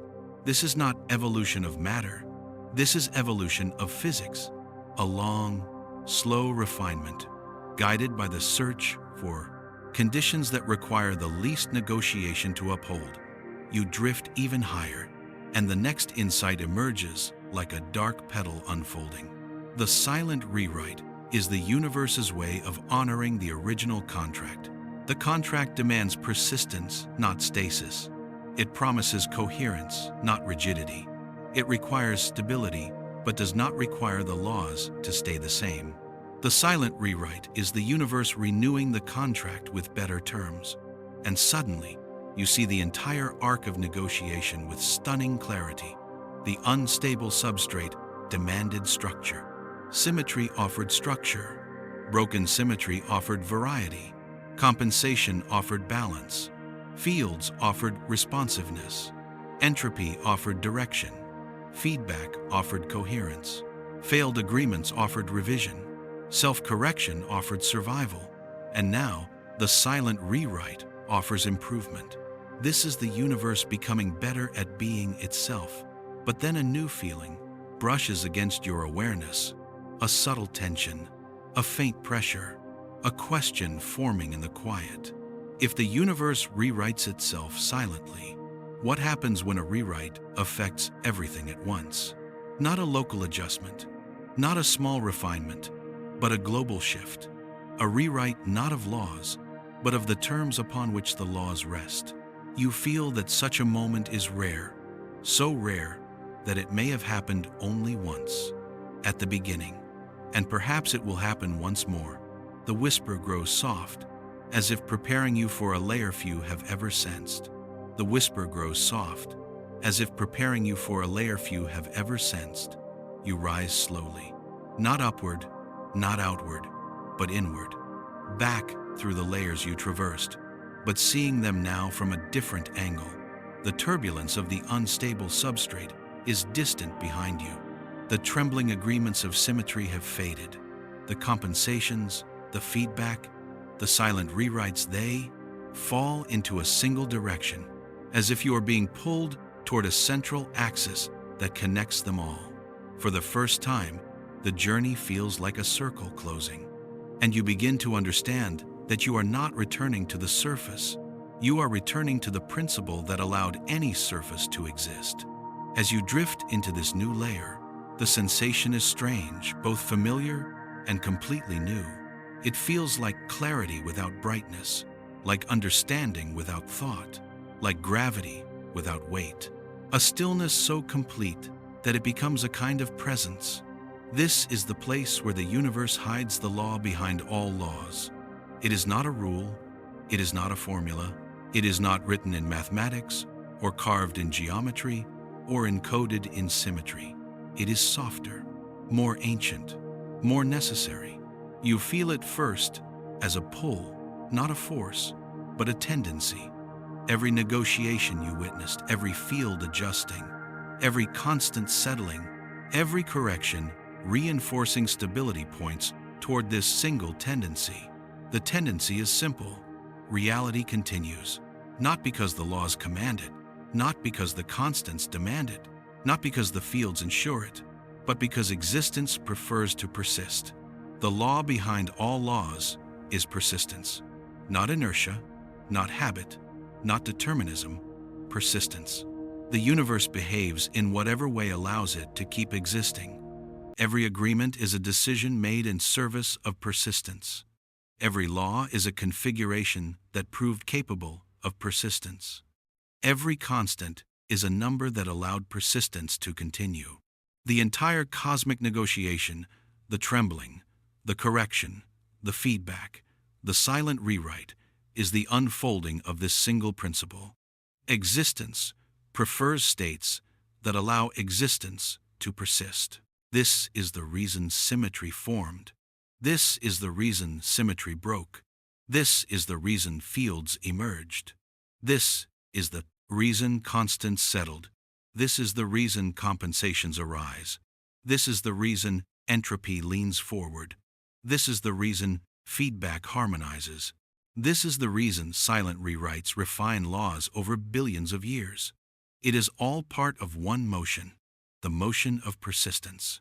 You drift deeper into this realization, and it becomes intimate, not a grand cosmic command, but a simple habit of being. The universe is not trying to survive. It is behaving in the only way it can survive. The tendency toward persistence creates the laws, not the other way around. You feel the truth expand through every scale. A vibrating quantum field persists by stabilizing into particles. Atoms persist by forming shells that resist collapse. Stars persist by burning just slowly enough to avoid tearing themselves apart. Galaxies persist by distributing angular momentum. Black holes persist by processing information instead of destroying it. Space persists by expanding. Time persists by following the direction that requires less negotiation. Everything is persistence. Even consciousness, your thoughts, your memories, your sense of self arise from persistence in the neural fields of the brain. Persistence is not survival. It is the tendency of a pattern to keep being a pattern as long as it can. And then you see the deeper implication. Persistence is not static. It evolves. The universe is not holding on to the same agreements forever. It is always renegotiating them to find better ways to persist. That is why the laws are flexible beneath their surface. That is why constants can drift imperceptibly. That is why fields respond so precisely. That is why entropy guides evolution. That is why feedback harmonizes structure. That is why silent rewrites refine the entire architecture. The universe is learning how to persist more efficiently. You feel a kind of awe settle around you. The sense that everything you've witnessed is not separate phenomena, but facets of one intention woven into the fabric of reality. Not intention as mind, intention as tendency, a pressure toward coherence, a leaning toward stability, a gentle refusal to collapse. Then the whisper reveals something even deeper, something subtle but immense. Persistence is not the beginning, it is the middle. There is a deeper truth still a stage before persistence, a condition that allows persistence to arise at all. You sense it as a quiet, delicate balance. The universe persists because it was born in a state where persistence was possible. The Big Bang was not an explosion. It was a configuration of improbably low entropy, unreasonably perfect symmetry, and astonishingly balanced fields, a state capable of supporting the very possibility of persistence. The universe was born in the narrowest crack between collapse and chaos. And because it began, There, it could begin persisting. That initial configuration is the seed of all laws. It is the starting point from which every negotiation unfolds. Persistence is the story. But the spark before persistence is the origin. The whisper lowers even further, almost inaudible. If persistence shapes the laws, what shaped the condition that made persistence possible? You drift upward, toward a layer where this question begins to take form. And for the first time in the entire journey, you sense the possibility that the universe did not choose persistence. It inherited it. A quiet inheritance from something deeper than physics, deeper than time, deeper than existence itself. Something you are about to approach. Something you are about to approach. The whisper draws you into a layer unlike any you've seen, a layer that does not tremble, does not adjust, does not negotiate. It simply waits. For the first time, the silence feels absolute. Not empty, just whole. A silence untouched by fluctuation, untouched by feedback, untouched even by the pressure that strained the deepest layers. It is the silence before negotiation, the silence before laws, the silence before persistence itself. You drift through it slowly, as though moving through the memory of something older than existence, a stillness that is not substance, not structure, not potential. It is condition. The first condition. You do not see it. You do not hear it. It does not glow. It does not vibrate. It does not push or pull. But it shapes everything that came after, the way a blank page shapes the words written on it long before ink touches its surface. And in that silence, you begin to understand what this condition is. It is the one requirement that allowed the universe to begin negotiating at all. The requirement that something, anything, must be able to change.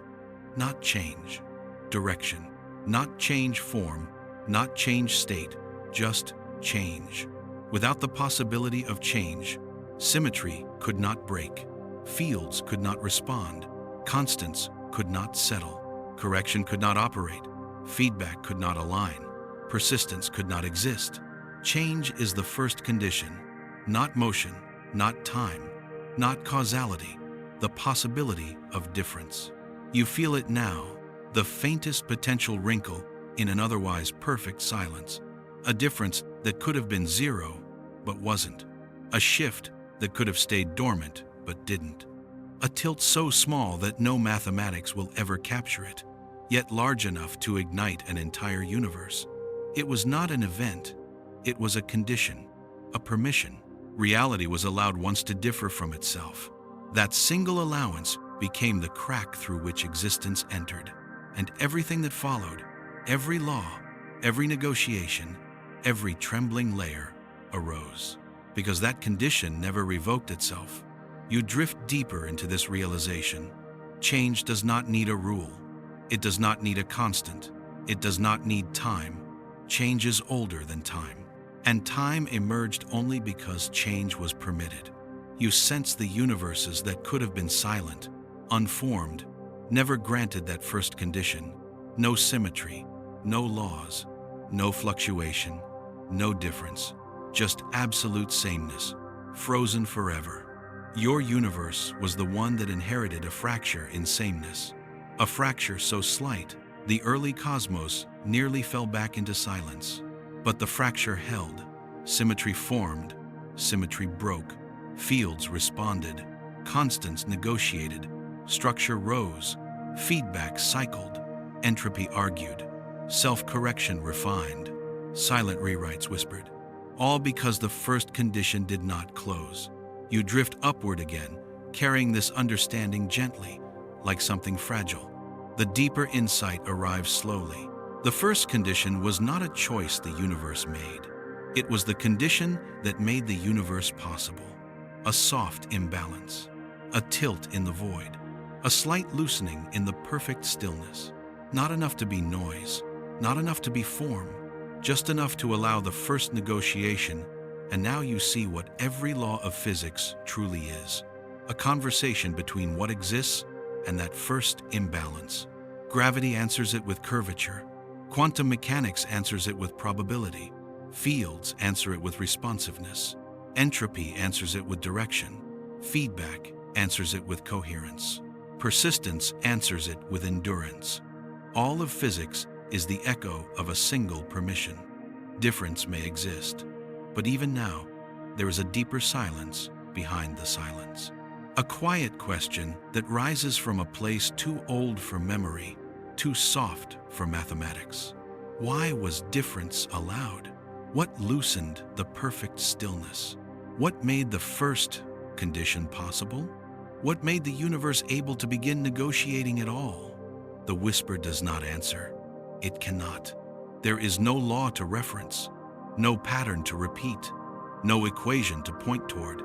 You feel yourself rising back toward the layers above, toward the fields that listen, toward the trembling of laws, toward the vacuum that stabilizes, toward the negotiation that never ends. And the deeper silence drifts behind you like a tide withdrawing. You hear it one last time, a breath, a softness, a suggestion. Close your eyes. The universe is still negotiating. And then it fades.